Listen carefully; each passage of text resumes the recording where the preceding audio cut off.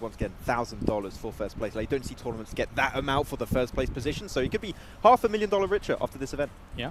$500,000 richer, split between, well, 4 people initially, right? Depends if you have substitutes, you have analysts, you have coaches. Coach but staff, yeah, that's a lot of money to split for these teams. And the thing is, like, that's life-changing money. I know we haven't really mentioned it just yet, but getting at least $100,000 in your pocket, you could buy a nice car. You could potentially put that down towards a house. You could put a part of that over towards a new phone. Actually, and speaking of new phones, Sony Xperia 1.4 here, official partner of PUBG Mobile. It's actually made in collaboration with professional players, so hopefully these players will be using a portion of their earnings to pick up one of these bad boys, or maybe they'll be given one for free.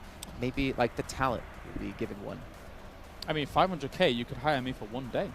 You could, or half a day. I mean, it depends on what's all going down here. As you can see all of our social channels as well. Make sure you guys are paying attention to that because you can win some awards or win some prizes throughout the day. But ladies and gentlemen, to get you hyped up and ready to go for what not only is happening this weekend and next, let's take a look at all the teams we have to participate.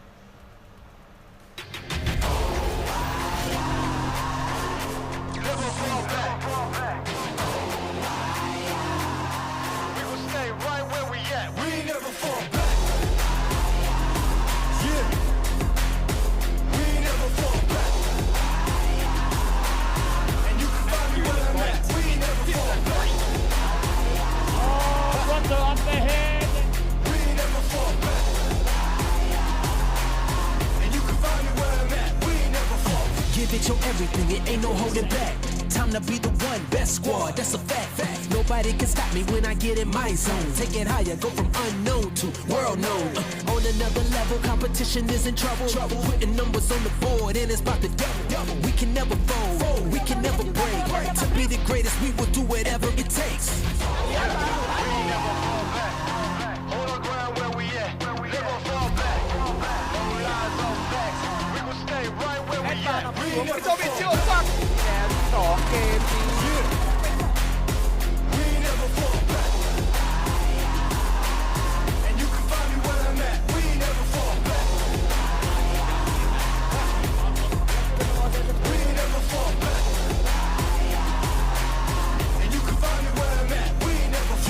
Legendary, feeling like it's my moment. No slowing down now, we can move forward. We got the passion and drive, we stay working. An undeniable team, we on the circle. Bring the fire like a dragon, hunger and the passion. Making history, our energy is everlasting. We're staying on top, team so supreme. Making big moves, the world has never seen. We never fall back, hold our ground where we at. We never fall back, hold our ground where we at.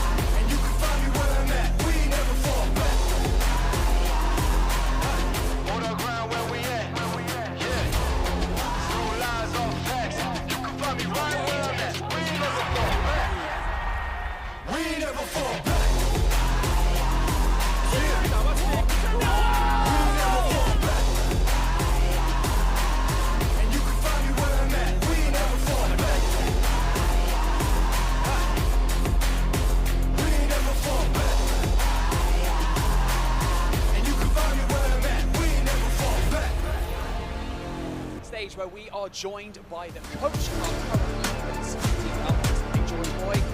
We're going into day 3 at the top of the leaderboard. I've got to ask you, how are you feeling about that? حياك الله معنا جوي بوي، نورتنا في المسرح. قبل ما نبدا مباريات اليوم زي ما احنا عارفين هو اليوم الاخير، ودنا نعرف انكم او زي ما احنا عارفين انكم انتم الان في المركز الاول، وش شعوركم تجاه النقطه هذه؟ شعورنا حلو كثير انه تكون توب 1 ضد تيمات عالميه، يعني انه فريقنا من ضمن اقوى الفرق في العالم، وهذا شيء يعني جديد شوي وان شاء الله نحافظ عليه. He's very happy that they finished the second day being the first place among all these top teams from all over the world, and he's going to try his best along with his teammates to try to keep it until the end. Well, speaking of teammates, we had a nice conversation with Never Alone, one of your players on day 1, who said on the main stage his main focus is to keep this trophy right here in Saudi. So what I have to ask you is basically, what is it going to take for you and your team to keep it here? زي ما احنا عارفين بالامس سوينا مقابله مع نيفر الون احد من لاعبين فريق فالكونز، وكان السؤال الموجه له انه ايش اللي ممكن انكم تسوونه عشان تخلون التروفي هذا يجلس في السعوديه وما يطلع منها. فودنا نسالك نفس السؤال، ايش الاشياء اللي ممكن انكم تسوونها عشان تتاكدون من النقطه هذه؟ اكيد هدفنا الاول هو انه اللقب يضل في السعوديه، واللي راح نسويه هو راح نكمل طريقه لعبنا اللي لعبنا فيها اول يوم وثاني يوم، وان شاء الله انا بحس هاي البطوله اكثر على المونتاليتي، فنحاول انه نخلي المونتاليتي قويه لاخر البطوله ان شاء الله. He's saying they're going to try their best to make sure that this trophy stays in Saudi Arabia, and the only thing that they're going to do is to keep playing the same way that they played yesterday and the day before. And he feels like the most important thing about this tournament is the mentality, so they're going to be focused on that heavily throughout the day. Well, clearly what you're doing is working, because sometimes teams can slip into playing a little bit more passively when they're in the lead. So keep playing aggressive, keep getting those eliminations, and I'm sure that we'll see you at the top of the table at the end of the day. But you know what? We're going to have to go back over to the desk because we are throwing it into our first map very, very shortly. شكرا لك جوي بوي، ما قصرت وجودك معنا في المسرح. Speaking of shortly, we got Claris here on the end to talk a little bit about what's coming up today. No, I'm just kidding. That would be actually Severworld's gaming, who will be coming up shortly. Don't worry. Oh, come on, you actually did fall off the... Actually, to be fair, before we started, Max did ask him, what would happen? What would it be like if he fell off that What box? if I fell off He's my petrified. 2-inch high box? I don't know, guys. It's I quite don't know if the you'd fault for survive. me. We might need to get a new analyst in. Let's actually take a look at our Darkness. overalls. If you guys missed out on the last 2 days of action, you can see here, as we obviously got to hear, Team Falcons in first place at 142 points. But there's multiple things here for you all to focus on. So his first place, obviously, taking home $500,000, but also top 5 advanced through into the after-party showdown. So currently, Damwon Kia is the cutoff at 107 points. Yeah, your overlords here, Kalaris, are able to South Korean perform. overlords. The South Korean overlords, That's right. they're doing great. And really, I mean, the South Korean overlords, they got the DBS. I think they're like, they're your team really by You're default, speaking right? my language, mate. Exactly. Damwon really had a major step up, but teams that we didn't talk about too much, right, is your Nigma Galaxy, Dennis Bank Wildcats. You know, they had an incredible rise yesterday, and they are currently in a potential position to contest for that top 5. But as kind of mentioned just before, and mentioned at the end of yesterday, and we need to mention it once again, a spotlight is heavily on RSG right now because of the insane meteoric rise that they had through day number 2. All those teams below them as well as above them have to be petrified, because what they brought yesterday was nothing less of terrifying, and I think they're probably going to bring that as well today. Yeah, and the thing is, you look at all of these teams on the top position, right? Anyone can have a really good day just like RSG did. Like, if they have a pop-off day, first position is coming their way, but when you look on the second page here, unfortunately, this is the place where you have to have the best day imaginable out of, like, all the tournaments so far to make it up. I think like 10th and up right now have an okay chance to qualify. I think when you start to get down to Donuts, Box Gaming, and down below it, you, like you just said, Max, you have to have a phenomenal day to have a chance to make it through. And if you're one of the teams in 17th, 18th place, it's almost done. If anything, you should focus on trying to earn as much money from this event as you can. I mean, when you look at TJB, Donuts, I think it was Box just above them as well, these teams that have a win but are still kind of down here, it shows that unfortunately for them, yes, you've had a win. Yes, you've had a big point game. But what has happened in the rest of the 11 games that we've played so far? Not much. Yeah. So they're really going to have to bump up their average here if they actually want to push into that top 5, I say. Okay, well, the team's obviously trying to earn some money. You guys at home can earn some prizes if you make sure to change your profile picture over on social media to your favorite team and go comment on all the official channels within PUBG Mobile Esports. You have a chance to win some sweet prizes, maybe even a Sony smartphone. But gentlemen, we are actually getting very close to this first match kicking off, so let's take a look at the schedule. If you guys have missed out on the days prior and you're not sure exactly what will be happening today, it's the exact same lineup. We have Erangel and Miramar into Sandhawk, and of course, as you guys can see on your screens, Erangel and Miramar, and to end things off on Erangel. So happy to see that instead of Sandhawk. That makes me always a little bit sad to see things end there. We never know what's going to happen when it comes to that map. But gentlemen, I mean, we're about to get underway with the match. I'm actually curious to hear, what teams do you think currently not in the top 5 do you have as like, okay, I have true faith that they can push through and make it in? Making it in top 5, I really would like to see the side of Nigma Galaxy push up. Like, once again, they have a home crowd also present here. Imagine you have like Falcons and also Nigma Galaxy making it. That would be huge for the region. And I think that their team, that a lot of people are going to look at to potentially climb in top 5. I think the top 5 is pretty solid right now. I think they are definitely the names that have shone and impressed me the most here when it comes to it. I would like to see Box move up. I have a little bit of a soft spot in my heart for them, be it past tournaments or just in general, thinking that the roster is very strong. It's true, man. They're cool. But I don't know if it's going to be doable. The top 5 looks strong. Okay, well, gentlemen, we can see here the team's getting ready. That's Vampire Esports on your screen. We're getting ready as well, as we're going to have to bring in our commentators to start off this day. Maybe a little bit of a nosebleed coming through as well. But either way, yeah, it's intense. The pressure's on. Sometimes you got to clog up the nosebleed as well to make sure you are focused, but we're focused. The casters are focused, and the team's hopefully not going to lose any of their focus because they have 6 matches left to go, whether it is to get into first place, to get into top 5. It is still yet to be decided, so hopefully you guys at home are all going to enjoy. And I'm going to throw it on over to our commentators for the first match of the day, Avenger and 7 Worlds Gaming. Oh, man, I am excited. The final day, we're going to find out which teams are going to take first place. And also which team, as Jason was saying, are going to be moving to the after party next week. Because, I would say it's kind of close at the top, honestly. If you look at Enigma Galaxy, that was a team that on day 1 didn't really do that well. On day 2, they came out hot. Yeah, the big question for me is obviously who's going to be able to hold on to the top 5 spots. But we have a few good teams that are chasing currently that are within that striking distance. And as the guys said on desk, down to that 10th spot, maybe if Donuts are going to have a fantastic start, they could be jumping in to be within the striking distance of the top 5. But the top 5 teams, they have been looking extremely strong. And what I've been most impressed with has actually been Damwong's Kia's come from day 1 to day 2 and how well they're able to improve from day 1 to day 2 has been super impressive. And this is an absolutely insane first plane path here for Wrangle. The most southern plane path you can possibly have. Just starting over Promos, going all the way over to south of Milta, close to Novo there. That's going to be interesting. And the one question is it going to be a military circle as well? Or are we going to have one of these really crazy ones where the plane path is super far away and the circle just goes all the way to the different edge, so potentially north or somewhere else? What I'm going to be looking at is with such a south playing path, right? Yeah. I'm going to be looking at Star Wars Esports, how they're going to be playing this. This is a team that usually tends to play slow because they don't have to worry about a lot of teams being towards the south. I feel like some of the teams might not want to rotate as much and might just want to go to farm, go to Milta, go to shelter, go to those kind of locations instead of trying to go all the way up to Yasnaya and Mansion. So I'm really intrigued to see what the first circle is going to be. It will maybe make some of these teams push up more. And then Vampire Esports, we talked about it yesterday. I was hoping that they would be able to not duplicate, right? Yeah. What we saw from them on day 1 with the 24 elims in the first match. But I am intrigued to see them again. I want to see them be aggressive again. As we're seeing some of the top players here, longest Elim, Hector from Team Soul being able to take it. Putting 21 more meters on the longest shot from yesterday, and it's very much been action and lightning here as you see them heading. The first circle is going to pop. It's going to be on the western side. It's going to be a quite easy one here. The vast majority of the west is in play, still having Pochinki and School inside the first circle. So it's going to be interesting to see how it's going to fall out here. Xperia Sony, thanks for joining us here for the official smartphone partner for the PMWI 2022.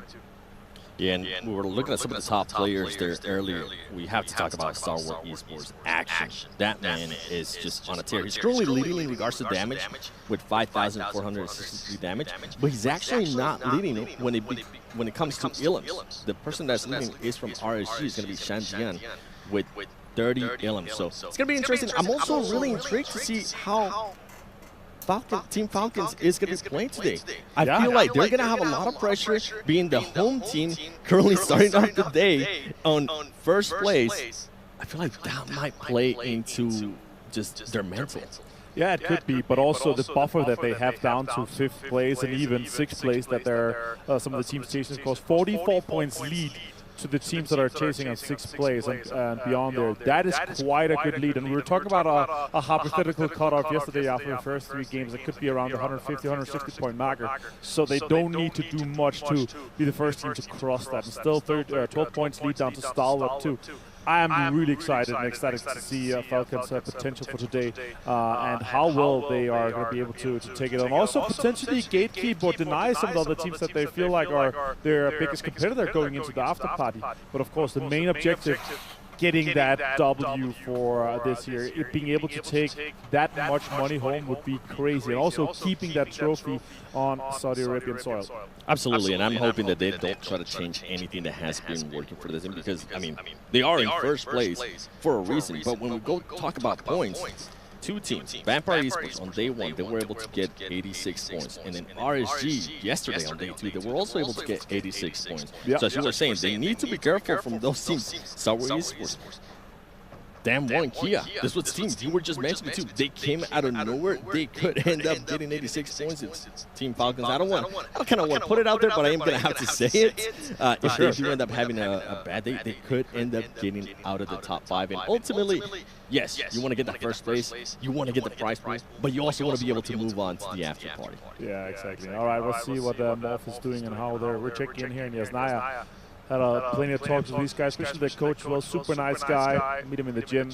He's putting in the good work, and hopefully these guys are able to be one of those teams that can be within that striking distance and potentially jump into the top 5 with that, because they are just, I would say, 19 points behind the top 5 right, which is one good game. We've seen plus 30 points being done from the winning teams with the amount of eliminations we've seen and so forth. So it's definitely doable, and these first couple of games that we have the pleasure of casting, it's going to be super important for setting yourself up, because when there's only 1, 2, 3 games left, that's where you're going to have to play much more strategic depending on what you see on our total leaderboard. Oh, definitely. It's going to set the tone to how the day is going to go, right? Especially some of the other teams at the top start being really aggressive and become elim heavy, as we saw Vampire Esports happen on that day 1 match 1. But you were talking about Morph. I mean, when it came to Morph, it was a bit of a lackluster in the first 2 matches on day 1, but then they were able to get that chicken dinner. And yesterday, I feel like they definitely became a lot more consistent. They ended up with 2 second-place finishes and 1 third-place finish, which that's great. All these teams need right now is to, on the first game, if possible, don't wait until the second game. Try to get that one huge game to just put you in contention. It's going to give you a confidence boost. And I'm very big when it comes to mental, because it can play very heavy on this team, especially being in Atlanta. A lot of these players are used to playing just online. For them to be here, for them to feel the crowd too, because I know we are going to be hearing that crowd of Saudi Arabia, especially Team Falcons continues to be in first place. That's going to get to them at some point. Yeah, they definitely have this home turf heroes buff, the buff of the crowd. You can see also sometimes some of the videos that they're able to, once they got their wins, jump out into the crowd, celebrate with them. That's super cool to see. Here on screen, a ton. Right now with the big rotations out far on the eastern side, that is a really interesting one. They're moving it right now close to Virtual Gaming Squad. Potentially could be taking more vehicles in this situation. They are. And Yafas is going to be dropping off, or going to be dropped off with the other guys. Oh no, it's actually staying here with Alpha Luigi 2. Now Box, and back-to-back to potentially be in a fight already. Break is running up already to Polo and J-Way. And Break trying to figure out, he does decide to back up a little bit. I think he realized, you know what, this is not going to be a good idea. They are going to take on the fight. Polo does get some damage on him, and I think at this point, back-to-back is just going to want to back off. And I'm glad we got a chance to see back-to-back right there in Atani Esports earlier, because I wanted to get a chance to talk about them. These are teams that are currently towards the bottom. It's not impossible, right, for them to try to make it to the top 5, but in a way, it kind of is. So a lot of the other teams towards the top need to be careful with those teams at the bottom. I mean, yesterday, I think it was on the last 2 matches, Team Seoul ended up eliminating Star Wars Esports twice, back-to-back, in Miramar and Erringo. So even though these teams might be 13, 14, 15, whatever the case might be, those other teams at the top need to be careful, because they could steal points from them, and it could allow maybe some of the other teams that are currently not in the top 5 to move up. Exactly. It really talks to the depth of the lobby, right? You have so many skillful teams, and even if you're not in the league, you're able to take out some of the teams that are definitely in the top right now. So that is super impressive to see, of course. Multiple teams coming out of so many regions. That's also obviously what we laugh about.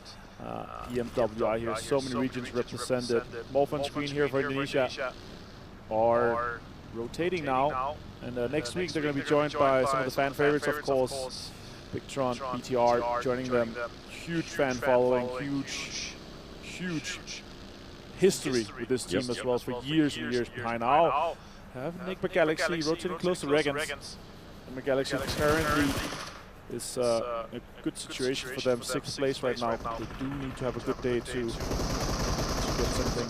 And I'm pretty sure Enigma Galaxy is going to be looking to carry that momentum from the end of the day yesterday. For sure. Yeah. First place, I mean, no. 4th place finish, 2nd place finish, 7th place finish. With 9 wins as well. Yeah. It wasn't just like they were going for placement points there. We're looking to get the action. I think it was on Miramar that I saw it. I thought they were going to be able to win it, but they were just playing a little bit too patient for me. I'm hoping that today they do decide to make decisions a little bit faster, because I felt like Miramar, I think it was the 2nd Miramar, they could have gotten a chance to actually win that, but they just played it way too slow. So hopefully they were able to go watch some VODs, come back. But now I want to see what this new circle is going to be looking like. Because yeah, we had a heavy South lane. Yeah, look at all the Vic as well. Yeah, and I'm looking at some of the teams. I mean, we have Atan Esports up in Severny that are going to have to come down for rivals too. Long rotations. And this right here is going to benefit huge for, I think it's going to benefit huge for Vampire Esports. For sure, and the question is, of course, how are they rotating in? How are they going to be planning ahead? Of course, a southwestern shift here is going to be hard. There's going to be a lot of pressure on the north and eastern side. So the question is, if you're able to get in early, how deep can you go? How much terrain can you get from the southwest side? Because if you're able to go on a deep rotation, get some good macro going from the very get-go, you're able to get some of those compounds that might be free close to the center, but on the western side. So that's really the question for me. Those teams that are rotating early, are they going to take some of those high-priority compounds in case it shifts their way? Now Donuts on screen with Enigma Galaxy. Shots are coming out. Hamadi is going down with a knock going their way. That's very unfortunate. But Donuts is one of the teams that are chasing right now the top 5. And we heard a few guys clapping. And now the Enigma Galaxy just losing one player. I think it's smart though out of the team to just give up on it. And they do have that one here. Being able to get 2 knocks right there from Lightning. Huge. Reckons that is going to be an important one here. Not a big priority to be fighting over this area though. It's very much in the northeastern side of the circle, but it is also about rotations, about those pull-ups, and you want to defend your terrain, of course. Reckons deciding to move out on the east, and they're going to be rotating out somewhere else. I can tell you who's happy right now after that engagement. Team Falcons. For sure. They're like, yes, please. Seeing everyone fighting each other, and they're just staying focused live now. TJP shots are coming in. That's one shot taking the car. Going to take the coup, but go away with that one. Virtual Gaming Squad, a team that's currently in 16th place. I know they're going to make some kind of noise here. So hopefully that will be the case in there. We got a chance to see that replay. Virtual Gaming Squad trying to hopefully climb up the ladder a little bit, see if maybe they can get close to the top 5, if not make some highlight plays. And here we go, Enigma Galaxy just passing by. Vivo Key from Brazil. We saw how aggressive they were able to be yesterday. Right now, I mean, Vivo Key are currently sitting in 10th place. They did have a great 2. And they could possibly, with Vivo Key, I think that's a team that could possibly strike for that top 5. Yeah, for sure. One of the teams calls it up and following a lot, covering PMPL Brazil. Insane players, mechanically so gifted, all of them. Definitely one of the teams I would love to see going into the after party. Also a team I'd love to see compete here in the last day. Adrian, the first player in the PMPL Spring that was able to get the triple MVP. Highest damage, highest amount of eliminations, and highest healing in a single match. Yeah, and I mean, if they can get it to the after party. They would be dancing, yeah, for sure. Yeah. You know that with the setup, just wait until next week and we tell you how it's going to be working. They're going to be loving it because they're just such an aggressive team, and I think it's going to just allow them and give them the chance to win lots of money. For sure. And our next circle is going to be popping very soon. We are seeing here on screen how much pressure there is coming on the northern side. There's a lot of open space on the east, a lot of open space on the south too. And the question is, if the next circle pops north, south, where it's going to go, it's going to be very important. If it goes center, though, a lot of teams are going to be happy. It's going to go kind of south. So good amount of teams right now would be having a good situation if they did some of those long rotations out on the eastern side, on the western side, to try to get in on that southwest open area that we right now know are open. And statistically, the players also know is open because of those continuous southern shifts. Yeah, and I mean, if you're Enigma Galaxy, you're happy with that shift, right? This is a team that lost one player already. They were able to locate themselves in the perfect spot, and now it's going to be being able to defend where they're currently at. We saw some teams being able to do that perfectly yesterday, which was with Star Wars Esports. I want to see with Enigma Galaxy, I mean, a team that's just so close to the top 5. Hopefully they can finish off. As we do see USG here going up against Vivo Kid, and look at this, Donuts being able to get some knocks right there, and hopefully get in the finishes. They need to be careful. They're currently getting shot. I think they might be able to get third party from 52 Esports. A lot of fights going to happen here around the quarry and this area in general. The swamp, highly contested, a lot of terrain is available, and a lot of real estate is available right now. You see Adrian sitting in one of the southern compounds. Shots are coming in, nice. Yellow as well, joining that one too. USG Donuts are going to be going out in 18th place. 2 eliminations for them though, so they're going to get a bit of scrap points, but that is not the amount that they need to be able to secure top 5 spot. Very good for the rest of the teams right now. They're eliminating this early. They're holding on to one of the valuable spots. And here, back-to-back coming out of North America, USA of course, they are in a good situation. They need to be rotating though. They have a far way ahead of them. Yeah, I was thinking Donuts was trying to get some easy points right there and ended up backfiring with 52 esports. Ended up getting that angle for them. Now, I want to see what back-to-back is going to be doing here. I know this is a team, I mean, they're currently not performing to what they would like to be performing. And hopefully, at some point, they'll be able to showcase, because they are the only hope of NA. They are back-to-back PMPL NA winners. And here we go, Falcon now finding themselves in the same position that Donuts was just in, and now it's backfiring even more because they have to worry about now 3 teams, not just Vivo Key, not just 52 Esports. We're also seeing more taking some shots to Falcons. Oh, that's not the way you want to start your day for the team that's currently in first place. No, that's super unfortunate. Diego and the boys from Vivo Key are inside. You can see on the minimap top right, they are on the edge of the new circle, so they are also considering what's going to be our next move. How are we going to get into the next circle? It's very unlikely it's going to end on them. Falcon right now have taken some terrain further into the circle, but they are in a kind of rough spots, hiding behind cars, hiding inside the shacks. A ton north of that, outside the circle, they're going to have to make a macro rotation, try to get into that circle. And the question is, how are they going to fare and how deep are they going to try to get into it? Now, circle here popping very soon. Logos are a little bit big, but we have an idea where most of the teams are. Soul sitting in a very good situation, Vampire sitting in a very good situation, and as you said before, is that Enigma Galaxy sitting pretty damn good right now. Yeah, Enigma Galaxy, I mean, they couldn't have been even more blessed by that circle. Now, are they going to be able to get blessed? I'm pretty sure if they do end up getting blessed, we're going to see some claps. Oh, barely. A little bit north, but they're on the edge. Yeah. It works. You can see, you can hear. I told you, we'll be able to hear those claps if they do end up benefiting them, and it's going to be interesting how they're going to be able to contain that spot here as we are able to see another team. I mean, as we do see Team Falcons here taking some shots at other teams. Team Soul is actually a pretty good spot. They do end up, one of the players does end up getting knocked, but they should be able to pick them up. And Atani Esports, they're going to be in a very hard spot right here. Sure, Joko trying to smoke up, trying to use the utility to try to make sure that they can stay alive here on the edge of the circle, northwestern side. More teams are going to be moving in. 4 rivals on screen currently coming out of Malaysia. They're going to be jumping into the shack. They are in a pretty damn fine spot, quite in the center right now, so they could play that slowly. Now Soul some shots towards TJP, Stalwart too. Oh, Team TJP, my! That is so well played here by Team Soul 7.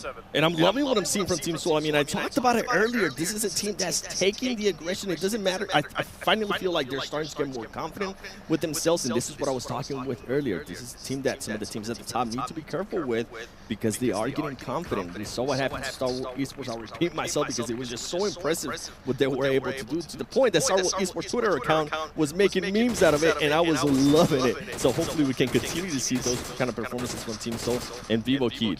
They were able to spot one of the players there from Team Falcons, and currently he's hoping that they stop shooting him because there's only 2 players, and look at this, more Atani Esports. I thought Atani Esports here was in a pretty bad spot, and we can see more Rocky making the push and trying to engage a little bit closer. Really good shots coming out of Morph. Fantastic aggression.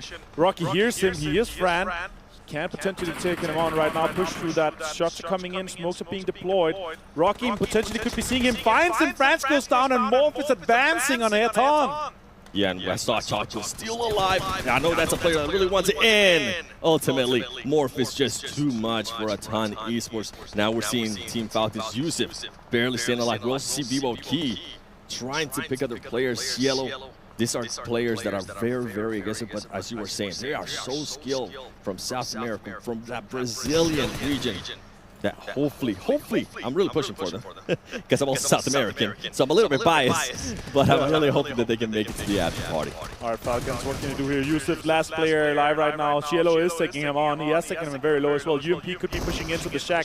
Yusuf trying to defend it, but he's going to be taken down. That is very impressive here by Vivo Keat. And that means Falcons is going to be going out in 14th place, unfortunately. Also saw Morph going out just before that. Morph did get a good amount of elimination, so they're going to be racking up some of those points. And a team that might be quiet is Wildcats right now. They currently have 0 elements, but they are keeping all their players alive. And for that team, they are sitting in 7th place. And if you're currently looking at this circle, anything can happen. I'm loving what I'm seeing from some of the other teams. I mean, I'm loving what I'm seeing from Vampire Esports. They have been there for such a long time that they're hopefully going to have enough of the loot, right? This is one of the things that we saw some of the other teams getting into trouble yesterday with just staying put on just one spot. They were able to, yes, make it towards the final 2 circles, but when they started getting into the engagement, they just didn't have the utility. They didn't have a lot of stuff in regards to meds. And now, with this right here, Damwon Kia couldn't be happier.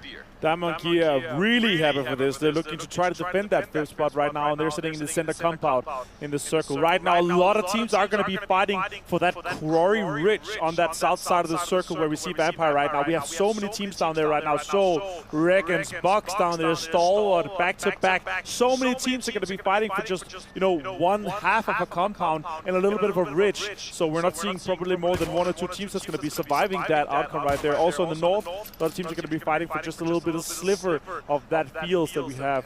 4 Riles sitting happy inside that shack. They're going to be waiting until later. Yes, 7 out of 13 teams right now currently versus out. We've seen back-to-back. J7 being able to hit some shots right there. Hopefully his teammates are able to back him up. I think they're going to realize that just they're all grouped up and maybe they'll start shooting those vehicles to get the explosions. We know it has happened. And look at that, Lux getting shot by J7. J7 right now on a tear. Really nice play for them. Stalwart also on screen. J7 continues to put damage onto Istanbul. Wildcats goes down in 13th place without an elimination. That's going to be a rough one for them. But Stalwart is pushing right now. They're aggressing this. They saw the knocks come out. And they know that J7 potentially could be only one guy because they only heard 1 player shoot. Pika on the offensive. Can he find J7? Oh, that's a really good Molotov defensive.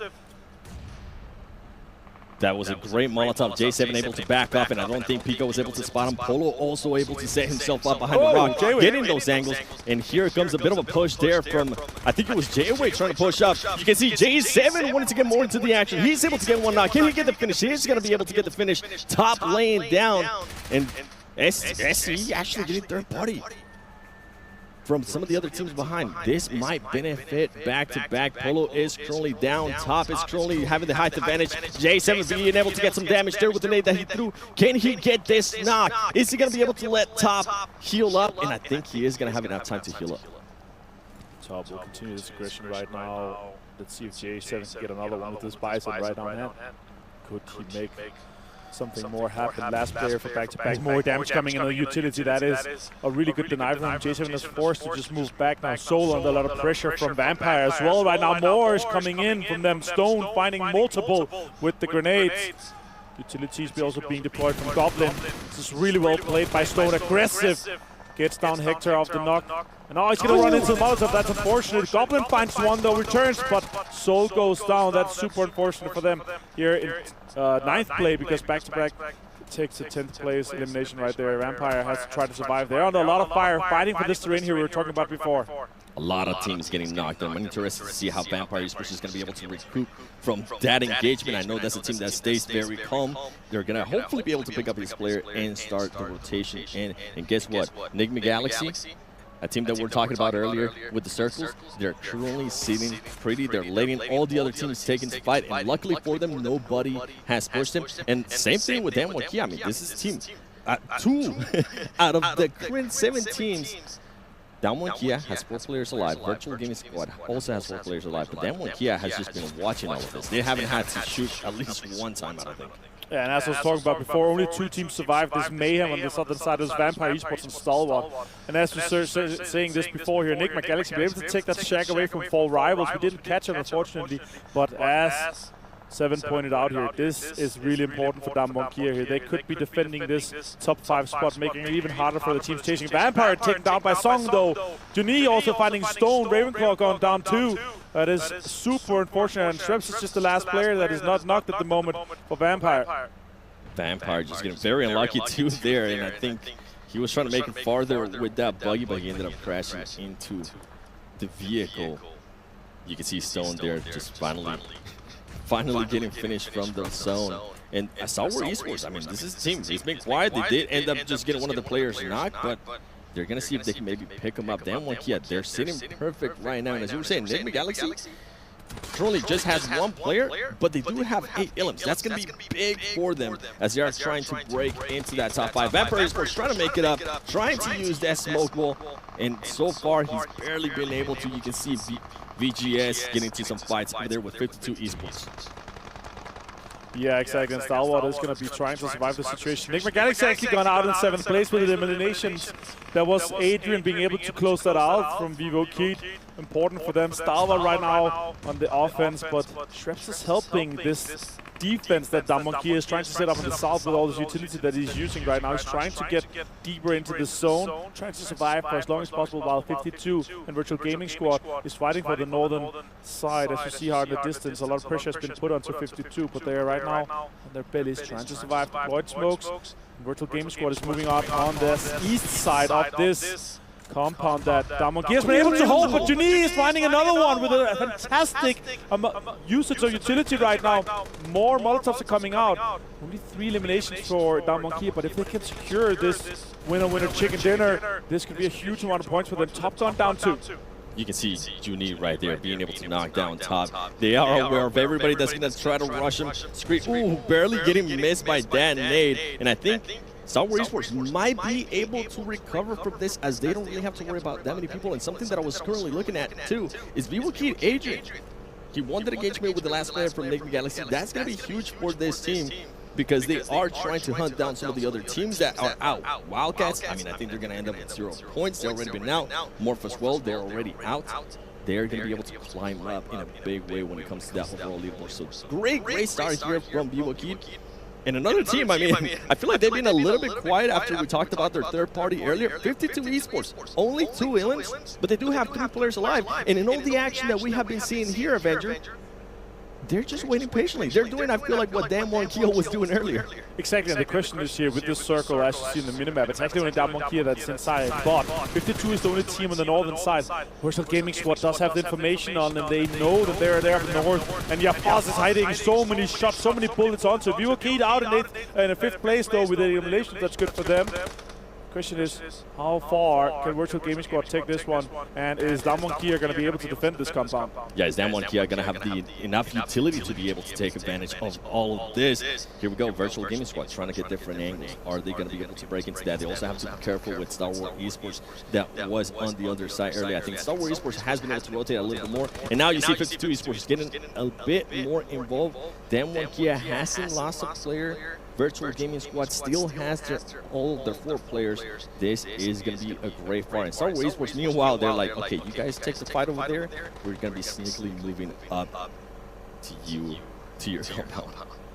Yeah, 52 definitely just trying to survive, trying to make everything just happen in front of them, because if they can survive a bit longer, they're going to be securing themselves even more points. But no, it doesn't happen. Stalwart says no, they find Taku, Gaddafi steals it.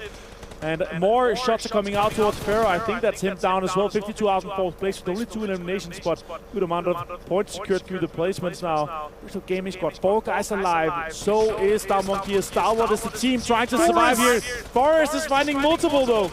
Forrest being able to knock down 2 players right there. That was huge. Damwon Juni is going to get knocked. King shot, connect with this nade. Here we go. Stalwart Esports now moving into action as well. Damwon getting some of those players knocked. Virtual Gaming Squad being able to clutch it up as well. Can someone Damwon Swung being able to win that 1v1.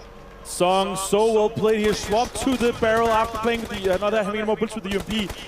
Can he make something more happen, or they're going to be taken down? He's pushing out. It's so well played, actually, by Top, securing second place here for Stal, but he is alone. And Virtual Gaming Squad has 3 members, now 4 members standing, and they can just push aggressively to secure this win for them.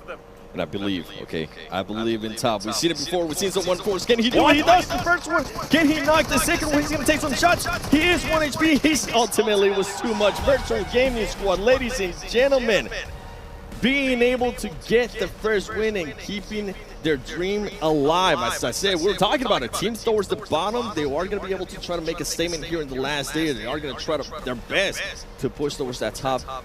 A 16th place team, I'm pretty sure, I mean, they're definitely not going to be 16th place after this match. Great performance, Avenger, from Virtual Gaming Squad on the first game of the last day. Yeah, so amazing to see Libya being represented here with Virtual Gaming Squad, of course. Super amazing game for them.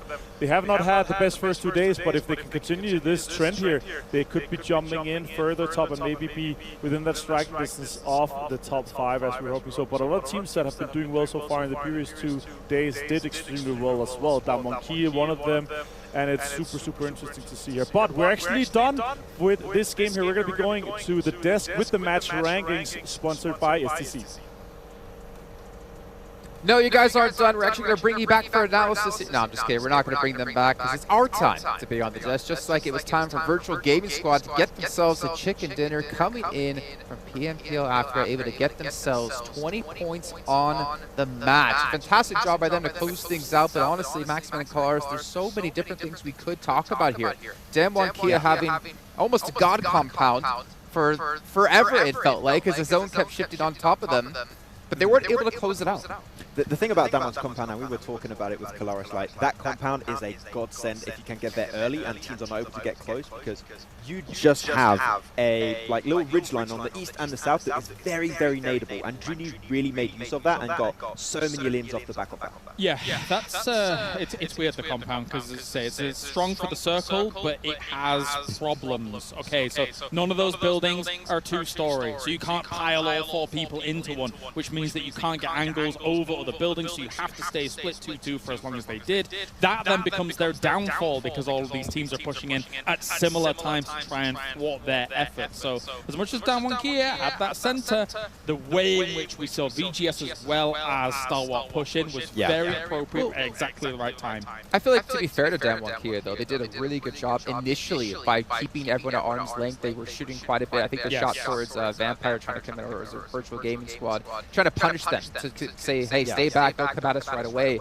And then, as you said, Colaris, 3 teams, or 2 teams just coming straight at them. It was too difficult to defend. It's a bit of a greed play by Damwon Kia. Like, of course, it's difficult to get together from that 2-2 split that we were mentioning here. They tried, I think. Yeah, they had like a little bit of smoke between those buildings, and you really saw the Forest wanted to leave that entire fight and to do good with 2 other players, but Genie was stuck, so he just wanted to stay in the 2v2. Yeah.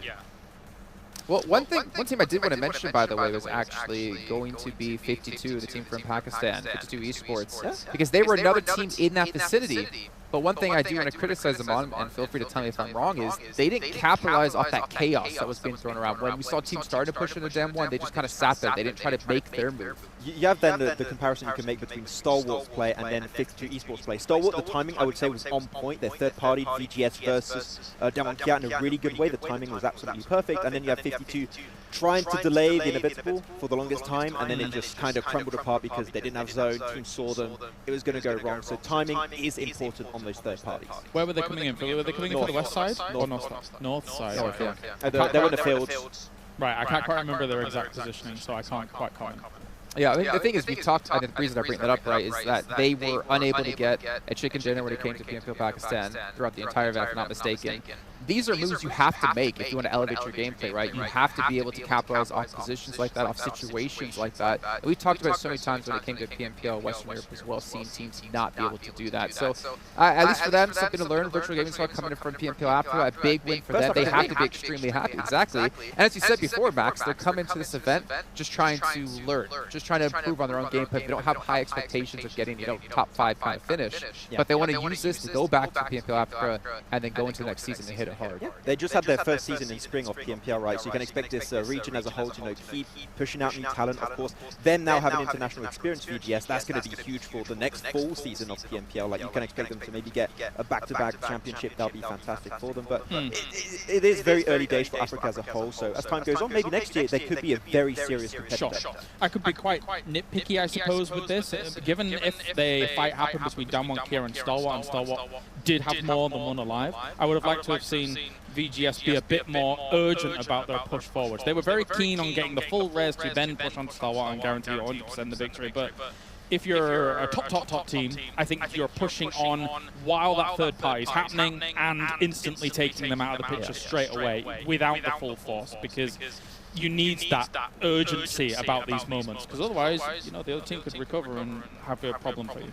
Let's actually dive a little bit deeper into a head-to-head between Damwon Kia and Stalwart Esports, just get an idea of how their statistics did play out throughout that actual match. Because I was maybe hoping for Damwon Kia to get a little bit more eliminations, maybe a little more damage done. I know we were watching, we're like, oh, this is Damwon Kia's game. I know Polaris, he just wanted the but you can see here, damage still relatively well, but that's kind of the what's going to happen when you're in a compound, right? You can't chase to get those eliminations. It's a lot of peacocking from that area and just saying kind of warning shots almost, and getting knocks, and maybe that falls behind a ridgeline and you can't quite convert on that, so that's annoying as well. One thing that does hurt them during being in that compound, especially so early, is that they're probably going in with limited resources. They definitely went in with limited utility, because if they have themselves more nades, more mollies available to them, they should actually probably stop VGS pushing up on that building with underhand nades, underhand mollies to eventually stifle that, and maybe it's a completely different game. But if you spoke to them, I guarantee you they probably had very limited resources to work with. And an extra issue actually for Damwon is the fact that even if they did get nade knocks and eliminations from their position, they can't get the crates, right? They can't get that extra loot, so they're cut off from the rest of the lobby, and they just have to work with what they have available at that time. Yeah, well, actually, even another team I wanted to mention, Reagan's Gaming, because we've been talking a lot about them. They had a phenomenal day yesterday. If I'm not mistaken, they lost 2 players very early on to Donuts, USG. And obviously, you can't really afford to go in towards the later stages of the game with only 2 players. And it hurts him too, right? Because Lightning is also a competitor for that MVP title, so you definitely don't want to lose him in particular. He's been a major success, like a major stable player for the team and the success of yesterday. It's going to be between him and Action still at the end of the day. I do believe so, unless we have a Falcons player pop off completely here from all of this. But yeah, the fact that Stalwart got so many points off this game, RSG might be sweating a little bit, but I think their fortitude is going to be quite keen to be able to keep them going through, despite this bit of a blip here. The first game of the day. And I also want to bring up a topic for us to discuss, because you were mentioning, I believe, Polaris, that Damwon Kia, one of the only top teams that centers up really early. I think we saw the Galaxy, we saw Stalwart Esports, we saw quite a few other teams just playing from the outside of the circle. No, absolutely, and it's nice to see Damwon Kia playing to what they know is their advantage. In day 1, I don't think we saw much of that, and I think it did hurt them quite considerably. But day 2, they're like, okay, why aren't we doing what we're really good at? Admittedly, you have to have a little bit of circle favor sometimes for this to work out, but the fact that they're able to hold this compound down to the later stages of the game, you're getting your averages. When Damwon Kia gets victories, they're not high elimination victories, but they're so consistently able to get those victories and those high placement points, thirds, podium finishes, etc., that you can eke out wins of tournaments based on that. And I think we did have quite a lot of criticism for Damwon, like a team that tends to take some time to evaluate the situation and improve and make changes. And we were like criticizing, like, maybe on a 3-day tournament, is that enough time? Can I make it happen? Like, from day 1 to day 2, night and day. And really, they found something that worked for them in day 2. Like, it worked. We found the solution. We cracked the code. Let's keep on going forward. Well, the code has been cracked, but we still have 5 matches left to go. Really quickly, though, I want to give a shout out to Aramco and Saudi as well here for helping sponsor and making sure this event has happened for us, because it's been a fantastic event so far, to be completely honest. Whether it was just in PUBG Mobile, it's actually happening in quite a few different titles. Getting to see what this region has to offer when it comes to competitive esports. And you guys at home, still more things you can win. Maxman, I'm sorry, I know you're a big fan of memes, but you can't win any of these. You guys at home, you are getting memed on, especially by Stalwart Esports' Twitter account. But you guys can put your favorite memes, make sure to tag the official channel to have a chance to win some lovely prizes. Gentlemen, we know Stalwart Esports are good in game. My question is, are they going to be good when it comes to basketball? But when we come back, you'll never believe what the commentators are going to have to say about match 2.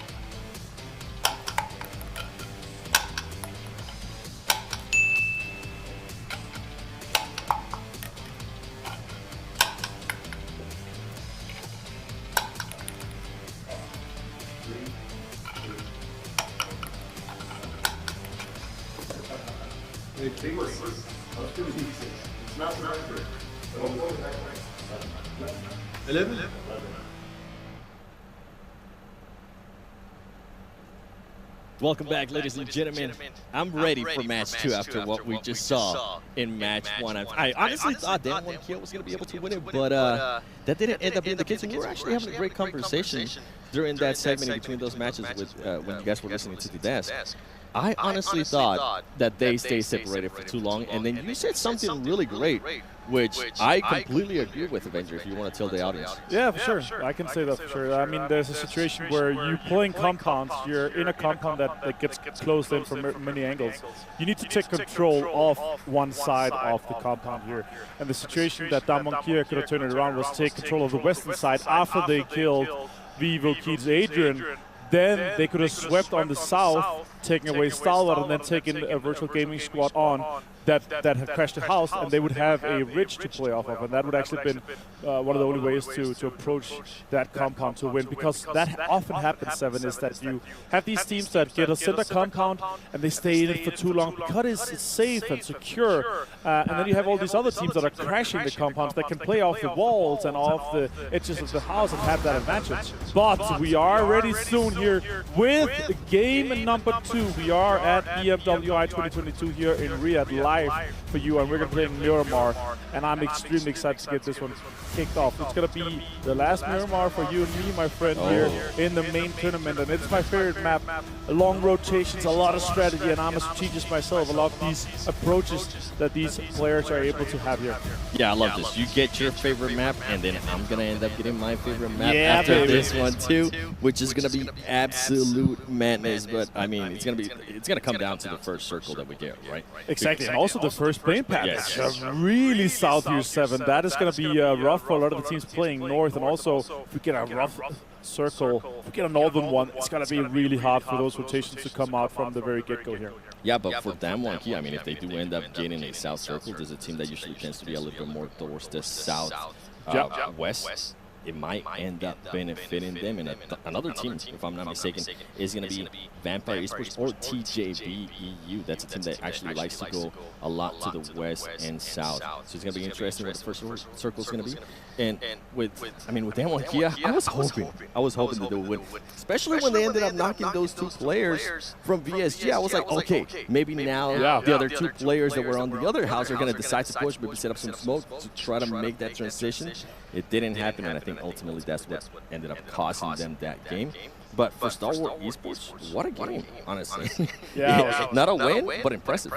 And especially impressive because they came off from that high ground, right? They had so many fights ahead of them. They were trying to push in here. But now let's jump to and see what's going to be happening here. I remember a lot of teams have already jumped out. You see on the northeastern side, you have Donuts, the USG guys, Vampires out, 4 Rivals is out. The Simple Wildcats uncontested Impala, and we actually get a southern shift that's actually quite nice. I'm personally hoping for it to end around south of Chimasera, maybe all the way down towards Minas. That could be quite crazy, or even closer towards Valdemar. I really love how that's southwestern side. The terrain is so lovely down there. So many dips and divots that you can play off. A lot of compounds on the high ground that could be fought for. But yeah, Minas del Valle could be interesting. Chimasera could be really interesting. Yeah, well, we're seeing that. We have actually already lost a player. Team Falcons was able to eliminate a player from Star Wars Esports. I don't know how that happened. Hopefully, we'll be able to watch our replay. But now this is Team Falcons. This is a confident boost that you need, especially after that performance in the previous game. I mean, 14 plays, only 1 ill, not the way they wanted to start. And I'm pretty sure they ended up losing that lead to Star Wars Esports. And I think it's gonna be close. It's gonna be even better for Team Falcons because they just ended up eliminating the team that they are going up against for that first place. So you couldn't write it any better. It could be so good to see if they're able to capitalize on that situation for sure. But Rankins and Atan fighting here potentially in Los Leones. Let's see what's going to happen with that. They are really close to each other. Bruno doesn't look like he has any weapons at all. Could be just hiding, trying to get help from one of his teammates. Vampire in a good situation. They're big chilling here right now. They're going to be completely fine. And of course, you can complete daily missions here to earn points. Once enough points are accumulated, you can tap on the reward icon and claim the corresponding reward as you just saw on screen. Yeah, and while you're at it, I mean, there's going to be PMWI gun skins. There's a sale period between August 4th and August 13th. There's going to be 50% off of PMWI packs. Get a set straight away and 5 chances to drop PMWI treasure chests. And while you're at it, between August 4th and August 13th, all users in the region of the top 3 teams will have a chance to win a prize maximum of 1 award per user. Yeah, exactly. You can obviously check much more of that out in-game while you are playing. But right now, we are focusing on the game's Reckons right now, fighting a ton. Chinese team, of course, a ton coming out of Latin America. The Mexico guys are going to be having a really bit of a rough time because all the Reckons guys already have guns. Okay, Bruno actually has a UMP as well. I see a Micro Uzi too, so attacks him with a UMP. And Fran with a Micro Uzi, so close quarters combat is definitely an advantage for a ton in this situation here. The first guy potentially going to be meeting anyone could be Bruno. He looks like to be the front man. Choco already is taking a little bit of damage.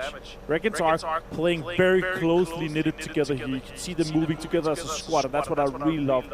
That accuracy of being completely next to each other will mean that there's going to be re-knocks happening, and you're going to be having to get your revenge immediately.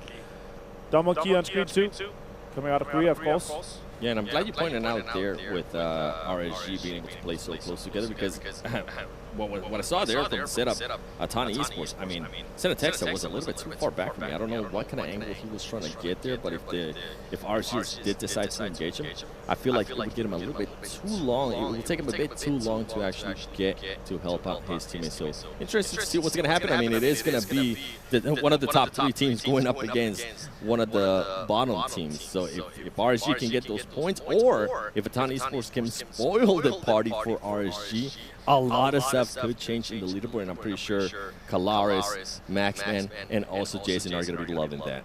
Yeah, in general, just anything with numbers, anything that these guys can dive into, they love that. It's just crazy to see. They're sitting in there in the green room for the talents. They're just like, there's papers everywhere. It's just flowing around with numbers. So we just like, oh, we're just coming here to cast the game, see what's happening in action. But they're just focusing on every single numbers and digits here to see who's going to be the top 5, who's going to win, who's going to get all the MVP rewards as well. And look at this. It's Goblin being the sneaky fella that he is, as some of these teammates do. 3 of the teammates from Team Soul do end up pushing forward. Is going to come down to who's going to get the first knock. Hector, they know exactly where some of these players are going to be at. Hector getting that grenade ready. Who's going to be able to throw the first grenade out? Ooh. Hector now being able to get it. And guess what? Skirt from TJB being able to get the first knock. I love what I'm seeing from them already.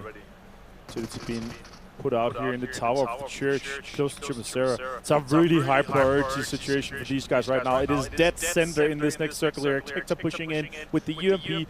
One helmet, one vest.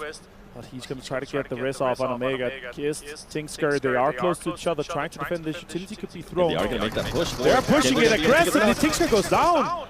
Team Soul being able to trade at least one out there. Now this is the time where the other players from Team Soul need to be able to push that. You can see Asher trying to actually do that, but he needs to be careful with Lin because he's now being able to hold that angle. Yeah, exactly. Lin is holding that defensive angle, so Soul cannot push straight into the tower. And they're going to get the rest off. Omega's going to bleed out. And that's a huge advantage to TJB in this situation here. They are going to be keeping all members alive of the team. And Team Soul is going to go down to 2. Tinksker goes down. That's a huge one for them, though. Goblin comes in. Oh my god, this is a huge turnout for Soul. Goblin playing extremely well. Can they get Lin down too? Multiple shots coming in. He's actually getting so low. Kiss pushing out too. Goblin is going to be able to return it too. Lin goes one more down. And it's actually Soul that's going to be ending out, going down completely. And TJP looks like they're going to be able to pull up all 4 members from this situation here.